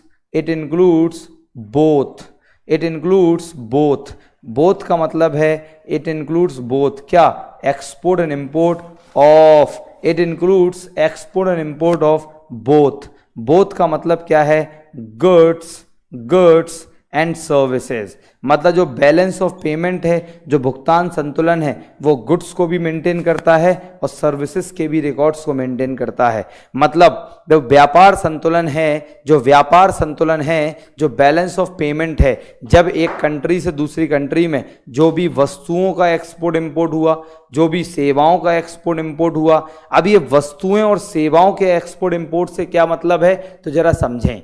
ये वस्तुओं और सेवाओं के एक्सपोर्ट इंपोर्ट से मतलब है, जैसे मैंने ये कैमरा चाइना से इंपोर्ट किया, चाइनीज नहीं है भाई, एग्जाम्पल है सिर्फ। दोस्तों मैंने ये कैमरा चाइना से इंपोर्ट किया, तो ऐसे हम कहेंगे इंपोर्ट ऑफ गुड्स, वस्तुओं का आयात। जैसे ये एयर कंडीशनर मैंने जापान को एक्सपोर्ट किया, तो ऐसे कहेंगे एक्सपोर्ट ऑफ गुड्स। तो इसे हम कहते हैं import and export of goods, मतलब वस्तुओं का आयात निर्यात, जो वस्तुएं हैं इनका आयात निर्यात। ऐसे ही दोस्तों एक इंडिया की बैंक है SBI, मान लो SBI ने अभी शारजाह में जाकर अपनी एक ब्रांच खोली। जब SBI ने शारजाह में जाके अपनी ब्रांच खोली, तो ऐसे मैं कहूंगा एक्सपोर्ट ऑफ सर्विस। एवरीबॉडी क्या कहूंगा? एक्सपोर्ट ऑफ सर्विस, सेवा का निर्यात। इसी तरीके से एक यूएस की टेलीकॉम कंपनी, एक यूएस की दूरसंचार कंपनी भारत में आई, तो ऐसे मैं कहूंगा इंपोर्ट ऑफ सर्विस, सेवाओं का आयात। सो दोस्तों इसे कहते हैं export and import of service and export and import of goods. मतलब जो व्यापार संतुलन है, जो बैलेंस ऑफ पेमेंट है, उसमें गुड्स एंड सर्विसेज दोनों के आयात निर्यात शामिल होते हैं। लेकिन जब मैं बात करता हूं बैलेंस ऑफ ट्रेड की, व्यापार संतुलन की, तो it includes export and import of goods only. अर्थात जब मैं बैलेंस ऑफ ट्रेड की बात करता हूं, जब मैं व्यापार संतुलन की बात करता हूं, तो इसमें हम export and import of goods ही सिर्फ शामिल करते हैं। मतलब जो व्यापार संतुलन है, जो बैलेंस ऑफ ट्रेड है, इसमें हम सिर्फ वस्तुओं का आयात करते हैं, इसमें हम सिर्फ गुड्स का इंपोर्ट एक्सपोर्ट शामिल करते हैं। तो एक और बढ़िया पॉइंट सीखने को मिला कि बैलेंस ऑफ पेमेंट और बैलेंस ऑफ ट्रेड में क्या अंतर है। तो दोस्तों जो बैलेंस ऑफ पेमेंट है, जो भुगतान संतुलन है, इसमें हम दोनों वस्तुओं और सेवाओं के आयात निर्यात को शामिल कर रहे हैं। लेकिन जो बैलेंस ऑफ ट्रेड है, इसमें हम सिर्फ वस्तुओं के आयात निर्यात को शामिल कर रहे हैं। सो this is called balance of payment and balance of trade. Now the another very important and lovely question is कि दोस्तों जो बैलेंस ऑफ पेमेंट है, जो भुगतान संतुलन है, अब इसमें थोड़ा और डिटेल में और अंदर चलते हैं। तो किसी भी कंट्री का जो बैलेंस ऑफ पेमेंट है, वो दोस्तों दो तरीके से हो सकता है। किसी भी कंट्री का जो बैलेंस ऑफ पेमेंट है, वो दो तरीके से हो सकता है। या तो फेवरेबल बैलेंस ऑफ पेमेंट होगा, फेवरेबल BOP। फेवरेबल का मतलब है हिंदी में अनुकूल भुगतान शेष, अनुकूल का मतलब है अच्छा। या तो दोस्तों वो अनफेवरेबल बैलेंस ऑफ पेमेंट होगा, जैसे बोलेंगे प्रतिकूल भुगतान शेष। सो दोस्तों किसी भी कंट्री में जो बैलेंस ऑफ पेमेंट होता है, जो भुगतान संतुलन होता है, वो दो तरीके से होता है, या तो अनुकूल या प्रतिकूल, या तो अच्छा या तो बुरा। तो बैलेंस ऑफ पेमेंट किसी भी कंट्री का ये दो प्रकार का है, या तो अनुकूल भुगतान शेष, अच्छा भुगतान शेष, या बुरा प्रतिकूल भुगतान शेष, राइट। अब दोस्तों जब मैं फेवरेबल बैलेंस ऑफ पेमेंट की बात कर रहा हूं, यहां पे अनफेवरेबल बैलेंस ऑफ पेमेंट की बात कर रहा हूं, तो फेवरेबल बैलेंस ऑफ पेमेंट का मतलब किसी भी कंट्री के लिए बैलेंस ऑफ पेमेंट फेवरेबल कब होगा? जब उस कंट्री के एक्सपोर्ट्स, उस कंट्री के निर्यात ज्यादा होंगे और उस कंट्री के इंपोर्ट्स और आयात कम होंगे। यस और नॉट? सो दोस्तों इसे हम कहेंगे फेवरेबल बैलेंस ऑफ पेमेंट। ना कॉल सेंटर सर्विसेज कैसे वर्क करता है एंड इट कम्स अंडर। सो दोस्तों जो कॉल सेंटर सर्विसेज ऐसे इन्हें हम बोलते हैं, जैसे कोई विदेश की कंपनी है, उसने इंडिया में किसी कंपनी को आउटसोर्स कर दिया और उसने एक BPO बना दिया। यहाँ पर BPO का मतलब बिजनेस प्रोसेस आउटसोर्सिंग। दोस्तों अब जैसे विदेश की कंपनियां हैं, जैसे आईफोन है, सैमसंग है, जितनी भी कंपनीज हैं ये हमारे इंडिया में क्या करती हैं, कॉल सेंटर्स बना देती हैं। मतलब जो इनकी जो बैकएंड की जो प्रॉब्लम्स हैं, जो बैक की प्रॉब्लम्स हैं, ऐसे अब ये सेल वेल कर रहे हैं, उसके पीछे जो प्रॉब्लम्स आ रही हैं जैसे कस्टमर सपोर्ट हो गया या किसी भी तरीके का मेंटेनेंस हो गया, इन सब के लिए हमारे हिंदुस्तान में बहुत सारी विदेशी कंपनियों ने कॉल सेंटर्स बना रखे हैं। तो हमने क्या किया, सर्विसेज उन्हें यहां से दिया, तो यहां से सर्विसेज उन्हें प्रोवाइड करी जा रही हैं। तो एक तरीके का अगर विदेश की कंपनी का एक बीपीओ इंडिया में है तो हमने इंपोर्ट किया उनकी सर्विसेज को और हम यहां से उनकी सर्विसेज को एक्सपोर्ट कर रहे हैं ना, महेंद्र तित्रवाल। सो दोस्तों अब अनफेवरेबल बैलेंस ऑफ पेमेंट क्या होता है, तो बिना बताए आप लोग समझ गए क्योंकि इतने स्मार्ट तो आप है ही। सो दोस्तों अनफेवरेबल बैलेंस ऑफ पेमेंट का मतलब है कि यदि किसी देश का इंपोर्ट ज्यादा है और एक्सपोर्ट कम है तो उसे कहेंगे अनफेवरेबल और हिंदी में कहेंगे प्रतिकूल। तो प्रतिकूल भुगतान संतुलन का मतलब है यदि इंपोर्ट ज्यादा हो और एक्सपोर्ट कम हो। सो this is called balance of payment, this is called भुगतान संतुलन। चलिए दोस्तों, मैंने अभी आपसे कहा कि जो बैलेंस ऑफ पेमेंट है, जो भुगतान संतुलन है, वो क्या होता है। तो बैलेंस ऑफ पेमेंट का मतलब है कि जो भी हमारे देश से और अन्य देशों के बीच इकोनॉमिक ट्रांजैक्शंस, आर्थिक लेन देन हो रहे हैं, उनके ट्रांजैक्शंस को मेंटेन करना कहलाता है balance of payment. So this is called balance of payment, this is called भुगतान संतुलन। अब चलते हैं दोस्तों, जरा आगे बात करते हैं। तो the next talk and the next topic is, देखिए क्या कि अब जो हमारे हिंदुस्तान का अगर हम बात करें तो हिंदुस्तान में जो बैलेंस ऑफ पेमेंट है इसे मेंटेन करने का काम कौन करता है, आरबीआई। अगर हम दोस्तों ग्लोबली और वैश्विक स्तर पर बात करते हैं तो मैं आपको बता दूं, ग्लोबली वैश्विक स्तर पर जो बैलेंस ऑफ पेमेंट है, जो भुगतान संतुलन है, इसके रिकॉर्ड्स को मेंटेन करने का काम किसका है, आईएमएफ का है। तो ग्लोबली इंटरनेशनल लेवल पर जो बैलेंस ऑफ पेमेंट है इसके रिकॉर्ड को आईएमएफ मेंटेन करता है, इंटरनेशनल मॉनेटरी फंड, अंतरराष्ट्रीय मौद्रिक कोष मेंटेन करता है। तो एक दोस्तों एक इंटरनेशनल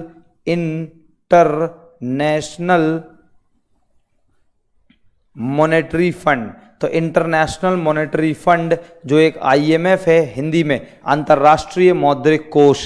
सो दोस्तों जो इंटरनेशनल मॉनेटरी फंड है, अंतरराष्ट्रीय मौद्रिक कोष है, वो हर कंट्री के और ग्लोबली बैलेंस ऑफ पेमेंट के रिकॉर्ड्स को मेंटेन करता है। इस सेंटेंस का मतलब समझ लेते हैं हम जरा एक बार। देखिए अगर आप लोग एसएससी जैसे एग्जाम्स की प्रिपरेशन कर रहे हैं, अगर आप लोग एसएससी जैसे एग्जाम्स की प्रिपरेशन कर रहे हैं तो क्वेश्चन क्या आता, बिल्कुल सिंपल सा।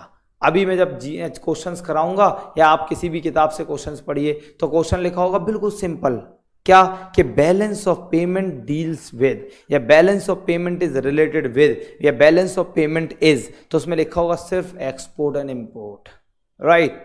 लेकिन अभी अगर आप यूपीएससी के क्वेश्चंस में जाइए, अगर आप सीडीएस के क्वेश्चंस में जाइए, अगर आप स्टेट के पीसीएस के क्वेश्चंस में जाइए, अगर आप बैंक पीओ के क्वेश्चंस में जाइए, तो बैलेंस ऑफ पेमेंट से कैसे क्वेश्चंस आते हैं। और मैं आप लोगों को बता दूं कि जो बैलेंस ऑफ पेमेंट है, जो भुगतान संतुलन है, इससे कैसे क्वेश्चंस आते हैं। तो बैलेंस ऑफ पेमेंट के सेक्शन से सॉरी, तो जो बैलेंस ऑफ पेमेंट है, जो भुगतान संतुलन है, इसके सेक्शन से क्वेश्चंस बहुत टेक्निकल आते हैं। तो जो इंटरनेशनल मतलब जैसे इंडिया हो गया, फ्रांस हो गया, जापान हो गया, नेपाल हो गया, भूटान हो गया, कनाडा हो गया, यूएस हो गया, सिंगापुर हो गया, इन सभी कंट्रीज ने अपना बैलेंस ऑफ पेमेंट मेंटेन किया। जब इन सभी कंट्रीज ने अपना बैलेंस ऑफ पेमेंट मेंटेन किया, just give me a minute. So हर एक कंट्री ने अपना बैलेंस ऑफ पेमेंट मेंटेन किया, और बस सुनते रहिए आप लोग। हर एक कंट्री जब अपना बैलेंस ऑफ पेमेंट मेंटेन करती है तो इस बैलेंस ऑफ पेमेंट के टाइप करो बैलेंस ऑफ पेमेंट, तो हर कंट्री अपने जब बैलेंस ऑफ पेमेंट के रिकॉर्ड्स को मैं यहीं पर हूँ। सो हर कंट्री जब अपने बैलेंस ऑफ पेमेंट के रिकॉर्ड्स को मेंटेन करती है, अब मेंटेन करने के बाद वो अपने बैलेंस ऑफ पेमेंट को रिकॉर्ड्स को अपने बैलेंस ऑफ पेमेंट के रिकॉर्ड्स को आईएमएफ को भेज देती है। तो सुनिए ध्यान से, जब हर कंट्री ने अपना बैलेंस ऑफ पेमेंट रिकॉर्ड्स को मेंटेन किया, रिकॉर्ड्स को मेंटेन करने के बाद उसने अपना जो बैलेंस ऑफ पेमेंट है, इसके रिकॉर्ड्स को किसके पास भेज दिया, आईएमएफ के पास भेज दिया। जब इसने अपने अपने रिकॉर्ड्स को आईएमएफ के पास भेजा, तो अब आईएमएफ क्या करता है, तो अब आईएमएफ जो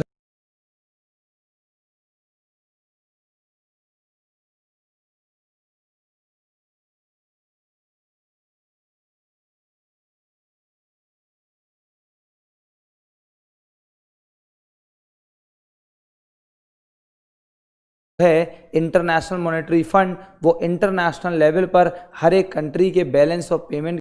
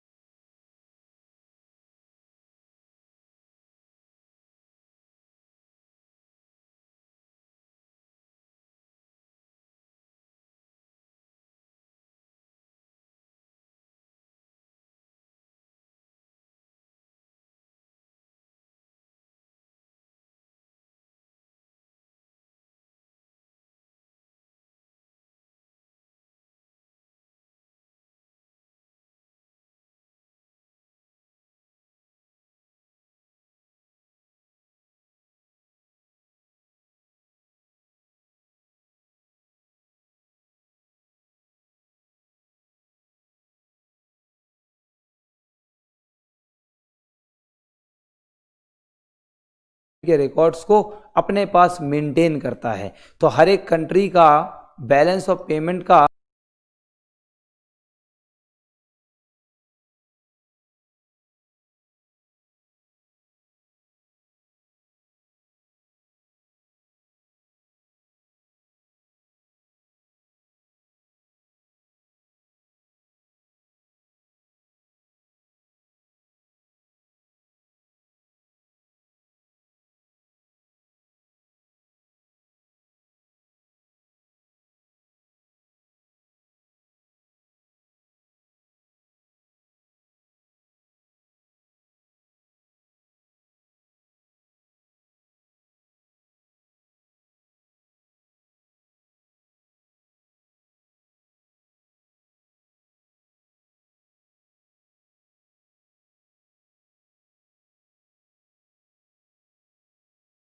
जो फॉर्मेट है वो कैसा होता है, उस पर अभी मैं आप लोगों के साथ टॉक करता हूं।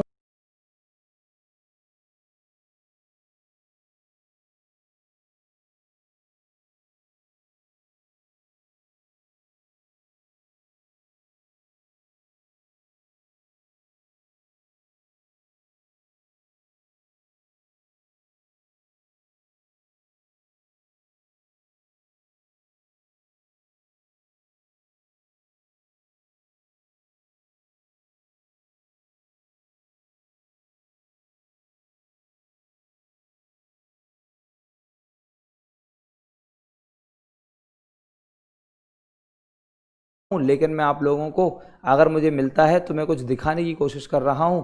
Just give me a minute, just give me a minute.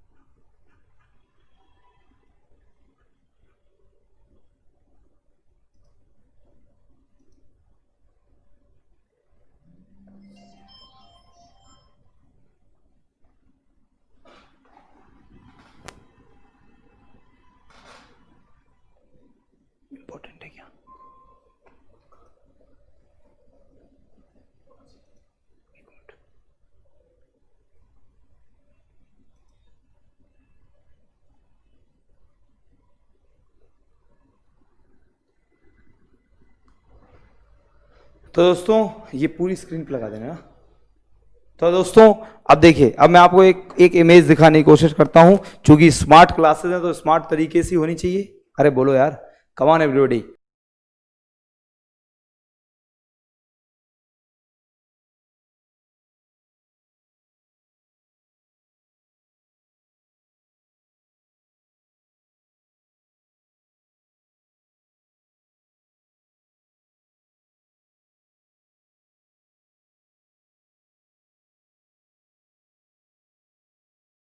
Smart classes हैं, इतने स्मार्ट सा टीचर आपको पढ़ा रहा है, तो थोड़ा स्मार्ट तरीके से ही डिस्कशन होना चाहिए। तो अब मैं आप लोगों को क्या दिखाऊंगा कि जो बैलेंस ऑफ पेमेंट है, जो भुगतान संतुलन है, इसका फॉर्मेट क्या है और ये एक्चुअली है क्या। तो आप लोगों को बता दूं, जैसे हर कंट्री ने अपना अपना बैलेंस ऑफ पेमेंट के रिकॉर्ड्स को मेंटेन किया, राइट। सुनिए, जैसे इंडिया ने अपने बैलेंस ऑफ पेमेंट को रिकॉर्ड मेंटेन किया कि भाई इतना पैसा आया, इतना पैसा गया, राइट, इतनी चीज़ें आई, इतनी चीज़ें गई। जब जैसे कि इंडिया ने अपना balance of payment record maintain किया, ऐसे ही इंडिया मेंटेन करेगी, ऐसे ही जापान मेंटेन करेगा, ऐसे ही यूएस मेंटेन करेगा, ऐसे ही कनाडा मेंटेन करेगा, ऐसे ही फ्रांस मेंटेन करेगा, ऐसे ही जर्मनी मेंटेन करेगा। तो जब हर कंट्री अपना अपना बैलेंस ऑफ पेमेंट के रिकॉर्ड को मेंटेन करती है, फिर फाइनली ये देखिए, फिर फाइनली वो कंट्री बैलेंस ऑफ पेमेंट के रिकॉर्ड को भेज देती है आईएमएफ के पास। तो जो बस हटाना थोड़ी देर में, कर लो 2 मिनट। तो दोस्तों जो बैलेंस ऑफ पेमेंट है, जो भुगतान संतुलन है, तो हर कंट्री ने अपना अपना बैलेंस ऑफ पेमेंट का रिकॉर्ड मेंटेन किया। जब बैलेंस ऑफ पेमेंट का रिकॉर्ड मेंटेन हो गया, तो इसके बाद उसने उठाया और वो रिकॉर्ड आईएमएफ के पास भेज दिया। तो ग्लोबली आईएमएफ इज देयर, वैश्विक स्तर पर जो भुगतान संतुलन है वो आईएमएफ मेंटेन करता है, और इंटरनेशनल लेवल पर जो बैलेंस ऑफ पेमेंट है वो कौन मेंटेन करता है दोस्तों? IMF, international Monetary fund. तो अंतरराष्ट्रीय स्तर पर हर एक कंट्री का जो बैलेंस ऑफ पेमेंट है उसको मेंटेन करने का काम किसका है? आईएमएफ का है। ये देखिए दोस्तों, आप लोग यहाँ पे ऊपर लिखा है इंडियाज बैलेंस ऑफ पेमेंट, सो भारत का भुगतान संतुलन, राइट। तो एक साइड लिखा है, देखिए आप लोग, एक साइड लिखा है क्रेडिट, एक साइड लिखा है क्रेडिट, एक साइड लिखा है डेबिट, और नेट का मतलब होता है शुद्ध, माइनस करके। जैसे अभी हमने देखा था एनएफआईए में नेट, हमने देखा था ग्रॉस और डेप्रिसिएशन को माइनस कर दें तो नेट। तो दोस्तों जो डेबिट क्रेडिट अभी बताएंगे ये क्या है। तो देखिए लिखा है India's balance of payment, current account 1 merchandise, 2 invisibles and A services, travel, transportation, insurance, GNIE, gross national income earned from abroad, and miscellaneous, B transfers से, C कुछ और। दोस्तों अब ये क्या है, ये सब चीजें अभी हम बताएंगे। ये करंट अकाउंट क्या है, इनविजिबल्स क्या है, तो ये सब चीजें डिस्कस होंगी, यू गाइस डोंट वरी। तो ये सब चीजें डिस्कस होंगी। तो देखिए जैसे इंडिया ने ये अपना जो आपके सामने है, इंडिया ने अपना ये बैलेंस ऑफ पेमेंट क्या हो गया, तो इस तरीके से इंडिया ने अपना बैलेंस ऑफ पेमेंट मेंटेन किया। अब इंडिया ने अपना भुगतान संतुलन बनाया, जापान ने बनाया, चाइना ने बनाया, यूएस ने बनाया, फ्रांस ने बनाया, जर्मनी ने बनाया। जब सबने अपना अपना बैलेंस ऑफ पेमेंट बना दिया, बनाने के बाद फाइनली किसके पास भेज दिया? आईएमएफ के पास भेज दिया। तो ग्लोबली वैश्विक स्तर पर बैलेंस ऑफ पेमेंट को मेंटेन करने का काम कौन करता है? आईएमएफ करता है। हटा दीजिए प्लीज को, थैंक यू सो मच। दोस्तों this is called balance of payment. अब ये क्या है? करंट अकाउंट, विजिबल्स, इनविजिबल्स, ये सब चीजें अभी मैं थोड़ी देर में आप लोगों के साथ डिस्कस करूंगा इसी टॉपिक में, और इसे बहुत डिटेल में पढ़ाऊंगा क्योंकि जीएस स्पेशल क्लासेस है, तो स्पेशल तरीके से ही डिस्कशन होगा, राइट ना। दोस्तों हमारे हिंदुस्तान में अब हम अगर बैलेंस ऑफ पेमेंट, अगर हम लोग भुगतान संतुलन की बात करें तो हाँ ये तो हो गई। तो अब ये आईएमएफ क्या है, इंटरनेशनल मॉनेटरी फंड क्या है, तो थोड़ा इसके बारे में डिस्कशन हो जाए और आईएमएफ के बारे में आप लोगों को बता दूं, फिर आगे चलूंगा। तो दोस्तों अब ये आईएमएफ इंटरनेशनल मॉनेटरी फंड क्या होता है, तो देखिए सबसे पहली बात जो आईएमएफ है वो क्या है, तो it is an international financial institution. सबसे पहली बात तो जो आईएमएफ है, जो आईएमएफ है वो क्या है? एक इंटरनेशनल फाइनेंशियल इंस्टीट्यूशन है, एक अंतर्राष्ट्रीय वित्तीय संस्थान है। मतलब एक इंटरनेशनल लेवल का जो फाइनेंशियल इंस्टीट्यूशन है, एक इंटरनेशनल लेवल का जो वित्तीय संस्थान है, उसे बोलते हैं IMF, उसे बोलते हैं इंटरनेशनल मॉनेटरी फंड। तो दोस्तों जो IMF है वो एक वैश्विक स्तर का वित्तीय संस्थान है। जैसे इंडिया का फाइनेंशियल इंस्टीट्यूशन हो गया RBI, नाबार्ड, सेबी, नाबार्ड, ये सब। इसी तरीके से अगर हम इंटरनेशनल लेवल में फाइनेंशियल इंस्टीट्यूशन की वित्तीय संस्थान की बात करें तो वो है IMF। अब IMF के बारे में मैं पूरा डिटेल में बताता हूं और थोड़ा सा ज्ञान देता हूं, क्योंकि एक चैप्टर हमारा था इंटरनेशनल ऑर्गेनाइजेशन, तो उसका ही ये पार्ट है। तो अभी हम सीख लेते हैं कि IMF क्या है। तो दोस्तों जो IMF है, इंटरनेशनल मॉनेटरी फंड है, IMF वॉज एस्टैब्लिश्ड, IMF की स्थापना हुई 27 दिसंबर 1945। IMF was established on 27 December 1945। US में वॉशिंगटन DC, जो यूएस में वॉशिंगटन है, वॉशिंगटन में एक कॉन्फ्रेंस हुई जिसका नाम था ब्रेटन वुड कॉन्फ्रेंस। ध्यान सुनना, यूएस में वॉशिंगटन DC में कॉन्फ्रेंसेस हुआ करती थी, तो एक कॉन्फ्रेंस का नाम था Brayton would conference. Brayton would एक जगह का नाम है वॉशिंगटन में।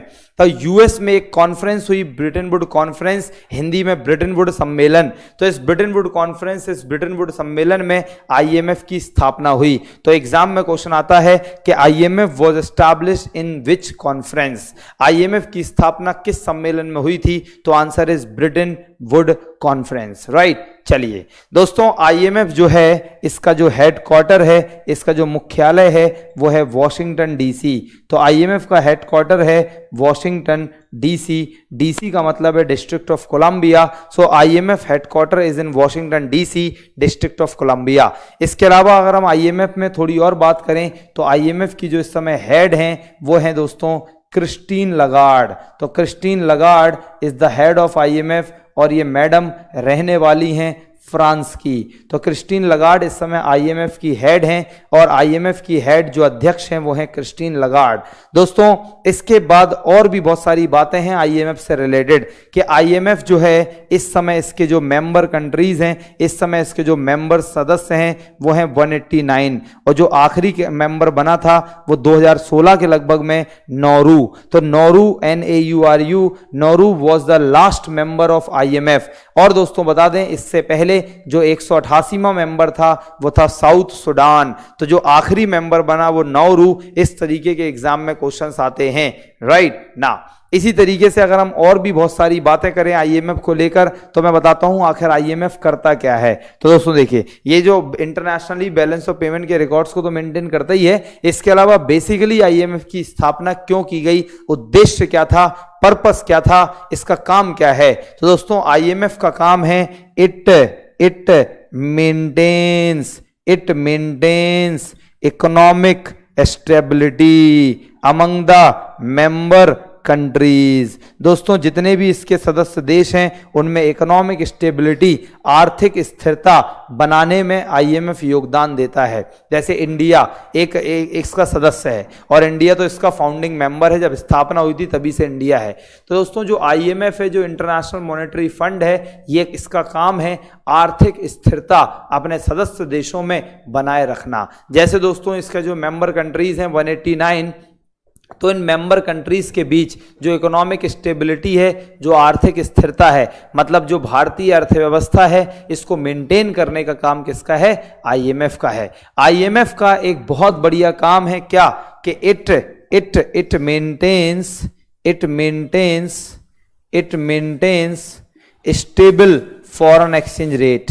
दोस्तों जो फॉरेन एक्सचेंज रेट है, जो विदेशी व्यापार दर है, तो जो फॉरेन एक्सचेंज रेट है, जो विदेशी व्यापार दर है, इसको मेंटेन करने का काम किसका है? IMF, इंटरनेशनल मॉनेटरी फंड का है। अब ये फॉरेन एक्सचेंज रेट क्या है? जैसे आज $1 मान लो 68 का, कल $1 हो गया 70 का, फिर हो गया 72 का, फिर हो गया 75 का, फिर हो गया 64 का। तो दोस्तों जो फॉरेन एक्सचेंज रेट, विदेशी विनिमय दर, इसको स्टेबल रखने में, इसको स्टेबिलिटी मेंटेन करने में योगदान देता है कौन? IMF। दोस्तों जो इंटरनेशनल मॉनेटरी फंड है, जो अंतर्राष्ट्रीय मौद्रिक कोष है, ये अंतर्राष्ट्रीय स्तर पर हमारे जो जितने भी सदस्य देश हैं उनमें इकोनॉमिक स्टेबिलिटी के साथ साथ फॉरेन एक्सचेंज रेट को भी मेंटेन करने में योगदान देता है। इसके अलावा अगर हम आईएमएफ के बारे में थोड़ा सा और ज्ञान दें तो it provides short term loan to the member countries. दोस्तों जितने भी सदस्य देश हैं, जितने भी इसके मेंबर कंट्रीज हैं, उन्हें शॉर्ट टर्म लोन्स देने का काम कौन करता है? आईएमएफ करता है। तो IMF provides short term loans among the member countries. तो जैसे इंडिया इसका मेंबर कंट्रीज है, अब इंडिया को शॉर्ट टर्म लोन चाहिए, अंतरराष्ट्रीय स्तर पर अल्पकालीन ऋण चाहिए, तो इंडिया अपनी झोली पसार के किसके पास जाएगा? आईएमएफ के पास जाएगा और आईएमएफ इसे शॉर्ट टर्म लोन, अल्पकालीन ऋण प्रोवाइड करेगा। तो यह है आईएमएफ का ज्ञान। अगर हम आईएमएफ में थोड़ी सी और बात करें तो आईएमएफ की एक बहुत इंपॉर्टेंट टॉक यहां आता है and that is called SDR. So what is SDR? तो SDR is a very important term associated with the IMF. तो आईएमएफ से एसोसिएटेड एक बहुत इंपॉर्टेंट टर्म है जिसे बोलते हैं एसडीआर। एसडीआर क्या है दोस्तों? तो एसडीआर का फुल फॉर्म है स्पेशल ड्रॉइंग राइट्स। सो एसडीआर का फुल फॉर्म है स्पेशल ड्रॉइंग राइट्स और हिंदी में बोलते हैं विशेष आहरण अधिकार। हिंदी में बोलते हैं विशेष आहरण अधिकार। अब ये एसडीआर क्या है? तो देखिए दोस्तों, अगर हम लोग बात करें कि एसडीआर के बारे में थोड़ा डिटेल में, माहौल रुक जाओ अभी बताएंगे। अगर हम बात करें एसडीआर के बारे में इन डिटेल, तो जो एसडीआर है वो क्या है? तो SDR is the measuring unit. So दोस्तों जो एसडीआर है it is the measuring unit. क्या? आईएमएफ जो है इसका जो फंड्स हैं, आईएमएफ के फंड्स को मेजर करने की यूनिट है एसडीआर। मतलब जो भी आईएमएफ के फंड्स हैं, मतलब क्या? तो देखिए दोस्तों, जैसे आईएमएफ का फंड है, मतलब क्या? देखिए जैसे ये है आईएमएफ, इसे इंटरनेशनल मॉनेटरी फंड क्यों कहा जाता है वो देखिए। ऐसे हर एक कंट्री 189 कंट्रीज ये अपने अपने कोटा के मुताबिक आईएमएफ में पैसा जमा करती हैं, तो उसे कहते हैं इंटरनेशनल मॉनेटरी फंड, राइट। अब उस फंड को जिस यूनिट से मेजर किया जाता है उसे बोलते हैं एसडीआर। तो जब आईएमएफ के फंड्स को जिस यूनिट से मेजर किया जाता है उसे बोलते हैं एसडीआर, स्पेशल ड्रॉइंग राइट्स। मतलब देखिए दोस्तों, जैसे इंडिया ने एसडीआर से आईएमएफ से कुछ पैसा उधार लिया, तो कितना पैसा उधार लिया इसको मेजर करेंगे एसडीआर में। मतलब अभी देखिए 3-4 मिनट तक आपको एसडीआर के बारे में कुछ भी समझ में नहीं आएगा। सुनिए दोस्तों, 3-4 मिनट तक आपको एसडीआर के बारे में कुछ भी समझ में नहीं आएगा, दिमाग में डाल लो। लेकिन 3-4 मिनट बाद कुछ भी ऐसा नहीं रहेगा जो समझ में ना आए। सो सिर्फ 3-4 मिनट तक सुनिए, गारंटेड दिमाग में इंस्टॉल होगा। फिर कमेंट में बताना समझ में आया या नहीं आया। सो दोस्तों जो एसडीआर है वो आईएमएफ के फंड्स को मेजर करने की यूनिट है। मतलब क्या? SDR is also called the currency of IMF. जो आईएमएफ है उसकी करेंसी भी एसडीआर होती, उसकी करेंसी को एसडीआर कहते हैं एक्चुअली। तो आईएमएफ के फंड की करेंसी को आईएमएफ की करेंसी को एसडीआर कहा जाता है। मतलब क्या? अभी बताते हैं दोस्तों। देखें, तो जो आईएमएफ का फंड है उसकी करेंसी को आईएमएफ की करेंसी को एसडीआर कहते हैं। जैसे इंडियन करेंसी रुपी, ऐसे ही आईएमएफ की जो करेंसी है उसे बोलते हैं एसडीआर। मतलब क्या? दिमाग में इंस्टॉल करिए अच्छे से। ये देखिए दोस्तों, जैसे इंडिया ने आईएमएफ से कुछ पैसा उधार लिया, तो आईएमएफ कहेगा कि इंडिया ने इतने एसडीआर उधार लिए। इंडिया ने आईएमएफ को कुछ पैसा जमा किया, तो आईएमएफ कहेगा इंडिया ने आईएमएफ को इतने एसडीआर दिए। मतलब आईएमएफ और जितनी इसकी 189 देश हैं, इनके बीच जो भी इकोनॉमिक ट्रांजैक्शन हो रहे हैं, जो भी आर्थिक लेन देन हो रहे हैं, वो हमेशा SDR स्पेशल ड्रॉइंग राइट्स में होते हैं। कैसे, अभी बताते हैं। जो SDR बास्केट है, जो SDR है, उसमें कुछ करेंसी शामिल हैं। जैसे SDR की जो बास्केट है उसमें कुछ करेंसी शामिल हैं। कौन कौन सी करेंसी शामिल हैं जरा देखते हैं। तो SDR की बास्केट में US का डॉलर है, यूरोप का यूरो है, यूके का पाउंड है, यूके का पाउंड है, यूके का पाउंड है, इसके अलावा जापान का येन है। और दोस्तों अभी अभी IMF की SDR बास्केट में अभी अभी वेरी रिसेंटली चाइना का युआन शामिल हुआ है। तो अभी अभी IMF की बास्केट में चाइना का युआन शामिल हुआ है 1-1.5 साल पहले। तो मैं आप लोगों को बता दूं, मैं आप yes India share is 2.4% Mahendra, very lovely. दोस्तों ध्यान सुनिए, जो IMF की SDR बास्केट है उसमें 5 करेंसी शामिल हैं। US का डॉलर, यूरोप का यूरो, यूके का पाउंड, जापान का येन और lastly added, recently added China का युआन। मतलब क्या, दिमाग खोल के सुनिए। मतलब ये कि US का डॉलर, यूरोप का यूरो, यूके का पाउंड स्टर्लिंग, जापान का येन एंड चाइना का युआन, ये IMF के SDR के बास्केट में हैं। इसका मतलब जब भी IMF अपने मेंबर कंट्रीज को लोन देगा तो वो इन्हीं 5 करेंसीज में किसी ना किसी करेंसी में देगा। जब भी जो कंट्री IMF को अपना पैसा, उसका पैसा वापस लौटाएगा तो वो भी इन्हीं करेंसीज में लौटाएगा। लेकिन IMF अपने पास उसको मेजर करेगा कि इंडिया ने इतने SDR का लोन लिया, इंडिया ने इतने SDR IMF को दिए। अर्थात किसी भी देश का और IMF का जो ट्रांजैक्शन होता है वो IMF की करेंसी बोले तो SDR में होता है। मतलब देखिए दोस्तों, समझ में आने वाला है। और लास्ट 30 सेकंड देखिए दोस्तों, जो एक SDR होता है, 1 SDR अप्रॉक्स इक्वल टू $1.5। खत्म दोस्तों। जो एक SDR है वो लगभग $1.5 के बराबर है। तो जब इंडिया IMF से लोन लेगा तो dollar, Europe, euro, yen, when in currencies में लेगा। जैसे एक SDR मैंने कहा $1.5 के बराबर है, इसका मतलब इंडिया ने IMF से कोई भी पैसा उधार लिया तो इंडिया कहेगा कि भैया देखो IMF से मैंने इतने SDR लिए। तो एक्चुअली लेगा किसमें, डॉलर वॉलर में, लेकिन लिखेगा किसमें, SDR में।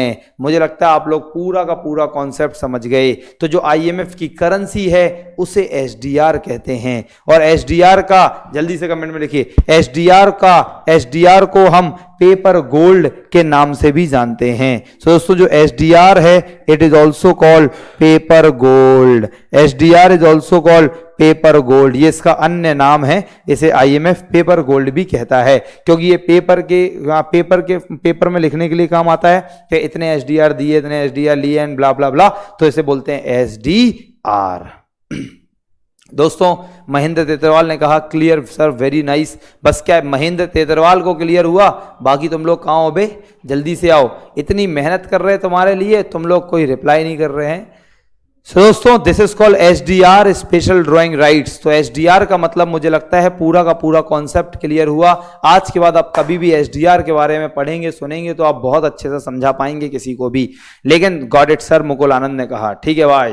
दोस्तों देखिए, अब आपके एग्जाम में बिल्कुल बच्चा क्वेश्चंस आते हैं। कैसे, SDR का फुल फॉर्म, हाँ SDR का फुल फॉर्म, बस इतना ही। या कभी कभी आता है SDR is related with, SDR किससे संबंधित है, तो ठोक दो IMF। लेकिन आप तो SDR के बारे में कंप्लीट जानकारी भी मिल चुकी है। तो दोस्तों दिस इज कॉल्ड SDR। क्या सिर्फ 3-4 लोगों को क्लियर हुआ भाई? सो दोस्तों दिस इज कॉल्ड SDR। तो चलते हैं दोस्तों, IMF के अलावा आप दूसरे अपने टॉपिक पर स्टिक रहते हैं कि जो बैलेंस ऑफ पेमेंट है वो क्या है। आप समझ गए सर, IMF को भी करेंसी में लोन दे सकते हैं, को भी कंट्री की चॉइस। गौरव माहौर में बाद में देखूंगा आपका क्या है, क्योंकि मेरे पास टाइम बहुत कम बचा और एक बढ़िया सा कॉन्सेप्ट अभी मुझे खत्म करना है यहाँ पर। तो देखिए दोस्तों, इसको मैं मिटाता हूं। So this is called IMF, this is called International Monetary Fund. So इसे हम कहेंगे अंतरराष्ट्रीय मौद्रिक कोष। सो मैं आप लोगों में से किसी को एक टास्क देता हूं, कोई भी यहाँ पे लड़का या लड़की बहुत सुंदर राइटिंग में अगर मुझे इकोनॉमिक्स के हिंदी में नोट्स बना के दे जो मैं पढ़ा रहा हूँ, तो मैं बहुत हाईली ऑब्लाइज्ड होऊंगा, और ये मेरी गुरु दक्षिणा है उन बच्चों से। तो कोई कर सकता है क्या मेरे लिए? कमान। बाकी आई विल गिव यू, बाकी मैं उसको फिर आप लोगों को हिंदी, देखो मर रहे संजीत कह रहा हिंदी में पीडीएफ नहीं मिला है सर। अबे संजीत, मैं कह रहा कि तुम में से कोई बना दो और तुम कह रहे नहीं मिला। अबे यार, इतना पढ़ा रहे तुम लोगों को, पीडीएफ चिल्ला रहे, मिल जाएगी भाई, चिंता मत करो। टीचर की एनर्जी देखो, टीचर पढ़ा क्या रहा उसका स्वाद लो, है कि नहीं बेटा? पीडीएफ मिलेगी। मैंने पहले ही कहा मेरा खून मत पियो, है ना, कि पीडीएफ ना। So in present time why don't give loan to Pakistan? Mahendra Tetarwal, Pakistan में टेररिस्ट एक्टिविटीज को वो ज्यादा, ठीक है भाई, ठीक है। किरण यादव, मेरा व्हाट्सएप नंबर आपके पास होगा, and then talk to me in the WhatsApp. Writing बहुत सुंदर होनी चाहिए, नोट्स बहुत स्मार्ट होने चाहिए, लेकिन ये कंडीशन है जैसे कि स्मार्टली मैं पढ़ा रहा इसी टाइप से, right? So thank you so much Kiran. So एक बार मुझे उसका फॉर्मेट भेजना कि आप कैसे बना रहे हैं। सो दोस्तों देखिए, जो आईएमएफ है, जो इंटरनेशनल मॉनेटरी फंड है, जो अंतरराष्ट्रीय मौद्रिक कोष है, सो अब देखिए ये तो आईएमएफ तो हो गया, घड़ी नहीं पहनी भाई। सो जो आईएमएफ तो हो गया, लेकिन एक बात और, अब जो बैलेंस ऑफ पेमेंट है, जो भुगतान संतुलन है, तो जो बैलेंस ऑफ पेमेंट है, जो भुगतान संतुलन है, मैं सारे क्वेश्चंस बाद में लूंगा, अभी मेरे पास टाइम नहीं है। सो जो बैलेंस ऑफ पेमेंट है, अब देखिए क्या है, बैलेंस ऑफ पेमेंट के जो रिकॉर्ड्स हैं वो डबल एंट्री अकाउंटिंग सिस्टम पर आधारित होते हैं। सो बैलेंस ऑफ पेमेंट के records are based on double entry accounting system. जो भुगतान संतुलन है, इसके records double entry accounting system पर आधारित होते हैं। सो व्हाट्सएप नंबर मैंने पहले भी दे रखा है, 8888234567। सो दोस्तों, this is my WhatsApp number 8888234567। तो भाई तो sir time is okay, thank you so much Amar. अबे मैंने एलईडी में देख लिया टाइम। सो दोस्तों व्हाट इज, हाँ देखिए, सो आप थोड़ा और डिटेल में चलते हैं, यूपीएससी को क्रैक करते हैं कैसे। तो देखिए, तो जो बैलेंस ऑफ पेमेंट है, इसके रिकॉर्ड्स को मैंने कहा कि ये सिस्टमैटिक रिकॉर्ड्स है इकोनॉमिक ट्रांजैक्शंस का। तो जो बैलेंस ऑफ पेमेंट है, इसके रिकॉर्ड्स को हम डबल एंट्री अकाउंटिंग प्रिंसिपल पर रिकॉर्ड करते हैं। अब ये डबल एंट्री, अबे नहीं यार, सॉरी मत बोला अमर। सो दोस्तों, हम डबल एंट्री अकाउंटिंग सिस्टम पर, कोई बात नहीं, तो डबल एंट्री अकाउंटिंग सिस्टम पर आधारित होता है। अब ये डबल एंट्री अकाउंटिंग सिस्टम क्या है वो सुन लीजिए बस, राइट? देखिए, एक टर्म होता है जिसे हम कहते हैं क्रेडिट, जो आपने अभी देखा था थोड़ी देर पहले जब मैंने आपको बैलेंस ऑफ पेमेंट का फॉर्मेट दिखाया था। और एक टर्म होता है क्रेडिट।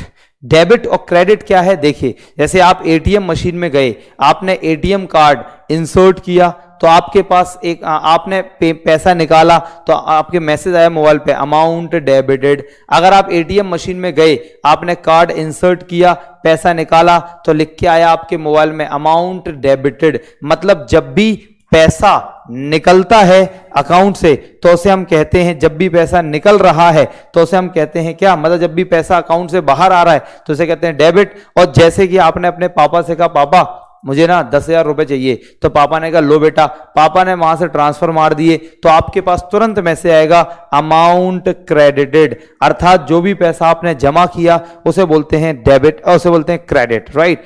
मतलब जो भी पैसा आ रहा है क्रेडिट, जो भी पैसा जा रहा है डेबिट। अब देखो, अब मैंने कहा कि जो बैलेंस ऑफ पेमेंट है, इसमें हम एक्सपोर्ट एंड इंपोर्ट के रिकॉर्ड्स को मेंटेन करते हैं। तो जरा ध्यान सुनिए, अब एक तो हो गया एक्सपोर्ट निर्यात, एक हो गया एक्सपोर्ट निर्यात, और एक हो गया इंपोर्ट आयात। एक हो गया एक्सपोर्ट निर्यात, एक हो गया इंपोर्ट आयात, राइट? एक तो हो गया एक्सपोर्ट निर्यात, एक हो गया इंपोर्ट आयात। जरा ध्यान सुनना कान खोलकर। इसका मतलब क्या? देखिए, जब हमने, इंडिया ने कोई भी चीजें विदेश में एक्सपोर्ट करी, एवरीबॉडी, जब इंडिया ने एक्सपोर्ट किया तो विदेश से पैसा आया इंडिया में। तो इसका मतलब है सभी एक्सपोर्ट्स बैलेंस ऑफ पेमेंट के क्रेडिट साइड लिखे जाएंगे। अभी जो मैंने आपको एक फॉर्मेट दिखाया था, आप वीडियो रिवाइंड करके उस फॉर्मेट को देखना। मतलब जब भी इंडिया एक्सपोर्ट करेगा, जब भी इंडिया निर्यात करेगा, तो जो पैसा आएगा उसे हम बैलेंस ऑफ पेमेंट के क्रेडिट वाले कॉलम में लिखेंगे। इसी तरीके से जब भी हमने इंपोर्ट किया, जब हम आयात करते हैं, विदेशों से कोई वस्तु मंगाते हैं तो हम पेमेंट करते हैं, तो पैसा जाता है तो सभी डेबिट को हम डेबिट साइड क्या इंपोर्ट्स आइटम को दिखाते हैं। तो जरा सुनना दोस्तों, जैसे इंडिया ने कोई भी वस्तु, ध्यान सुनना, इंडिया ने कोई भी वस्तु विदेश से इंपोर्ट की तो इंडिया ने अपने बैलेंस ऑफ पेमेंट के डेबिट साइड दिखा दिया। इंडिया ने कोई भी वस्तु विदेश को एक्सपोर्ट करी तो इंडिया ने बैलेंस ऑफ पेमेंट के क्रेडिट साइड दिखा दिया, राइट। तो वो था क्रेडिट और डेबिट वाला कॉलम। तो ये तो हो गया डेबिट और क्रेडिट। चलिए दोस्तों अब ध्यान सुनिए, क्या अब मैं आपको बता रहा हूं कि ये डबल एंट्री अकाउंटिंग सिस्टम क्या होता है। तो डबल एंट्री अकाउंटिंग सिस्टम का मतलब होता है क्या, देखिए इंडिया ने, मतलब मान लो इंडिया ने ये चाइना से ये कैमरा मंगवाया, राइट। जब इंडिया ने चाइना से ये कैमरा मंगवाया तो जब इंडिया ने चाइना से ये इंपोर्ट किया तो इंडिया ने पेमेंट करी तो इंडिया ने अपने बैलेंस ऑफ पेमेंट के डेबिट साइड दिखा दिया। सेम कैमरा जब चाइना ने इंडिया को एक्सपोर्ट किया, मतलब इंडिया में भेजा, तो हमने उसको पैसे दिए तो उसने अपने बैलेंस ऑफ पेमेंट में इसी कैमरे की एंट्री को क्रेडिट साइड दिखा दिया। मतलब the debit for India is the credit for Japan या चाइना, मतलब the credit for China is the debit for India. मतलब इंडिया के लिए जो डेबिट है चाइना के लिए वो क्रेडिट है। इसे हम कहेंगे, इस कैमरे की जो एंट्री है वो बैलेंस ऑफ पेमेंट के रिकॉर्ड्स में 2 बार हुई है, एक बार इंडिया में, एक बार चाइना में। मतलब इंडिया ने जो डेबिट साइड दिखाया वही चाइना ने क्रेडिट साइड दिखाया। इसे कहेंगे double entry accounting system. So this is called double entry accounting system. मतलब जो बैलेंस ऑफ पेमेंट के रिकॉर्ड्स होते हैं वो डबल एंट्री अकाउंटिंग सिस्टम पर आधारित होते हैं। मतलब एक कंट्री के लिए जो एक्सपोर्ट होता है तो वो दूसरे कंट्री के लिए इंपोर्ट होता है। मतलब एक कंट्री के लिए जो क्रेडिट साइड लिखा जाता है बैलेंस ऑफ पेमेंट में, और वही चीज दूसरे कंट्री के डेबिट साइड लिखा जाता है। सो this is called double entry accounting system. Now the very important lovely discussion कि बैलेंस ऑफ पेमेंट को बैलेंस क्यों कहते हैं। क्योंकि दोस्तों हमेशा जो बैलेंस ऑफ पेमेंट होता है, हमेशा जो भुगतान संतुलन होता है वो बैलेंस होता है। कैसे, देखिए दोस्तों, ऐसे इंडिया ने चाइना से कुछ इंपोर्ट किया तो इंडिया ने उसे डेबिट साइड दिखाया, समझना। सेम चीज चाइना के लिए एक्सपोर्ट है तो उसने अपने क्रेडिट साइड दिखा दिया। अरे बोलो यार, जब उसके लिए एक्सपोर्ट है तो उसने अपने क्रेडिट साइड दिखा दिया। तो इंडिया ने जो अपना बैलेंस ऑफ पेमेंट बनाया उसमें जो डेबिट एंट्रीज हैं वो दूसरे देशों में क्रेडिट एंट्रीज हैं। इंडिया में जो क्रेडिट एंट्रीज हैं वो दूसरे देशों में डेबिट एंट्रीज हैं। इंडिया ने अपना बैलेंस ऑफ पेमेंट बनाया, आईएमएफ को भेज दिया। जापान ने बनाया, आईएमएफ को भेज दिया। चाइना ने बनाया, आईएमएफ को भेज दिया। लास्ट में जब आईएमएफ ने देखा तो बैलेंस ऑफ पेमेंट 0 मिला, मतलब बैलेंस मिला, इसलिए इसे बैलेंस ऑफ पेमेंट कहा जाता है। सो दोस्तों this is called balance of payment. जल्दी से कमेंट में लिखें स्वाद आया या नहीं आया, या मैं सवेरे सवेरे ऐसे ही चिल्लाता रहा। तो अभी तो बैलेंस ऑफ पेमेंट का एक पोर्शन हुआ है, अभी बहुत सारी बातें होंगी।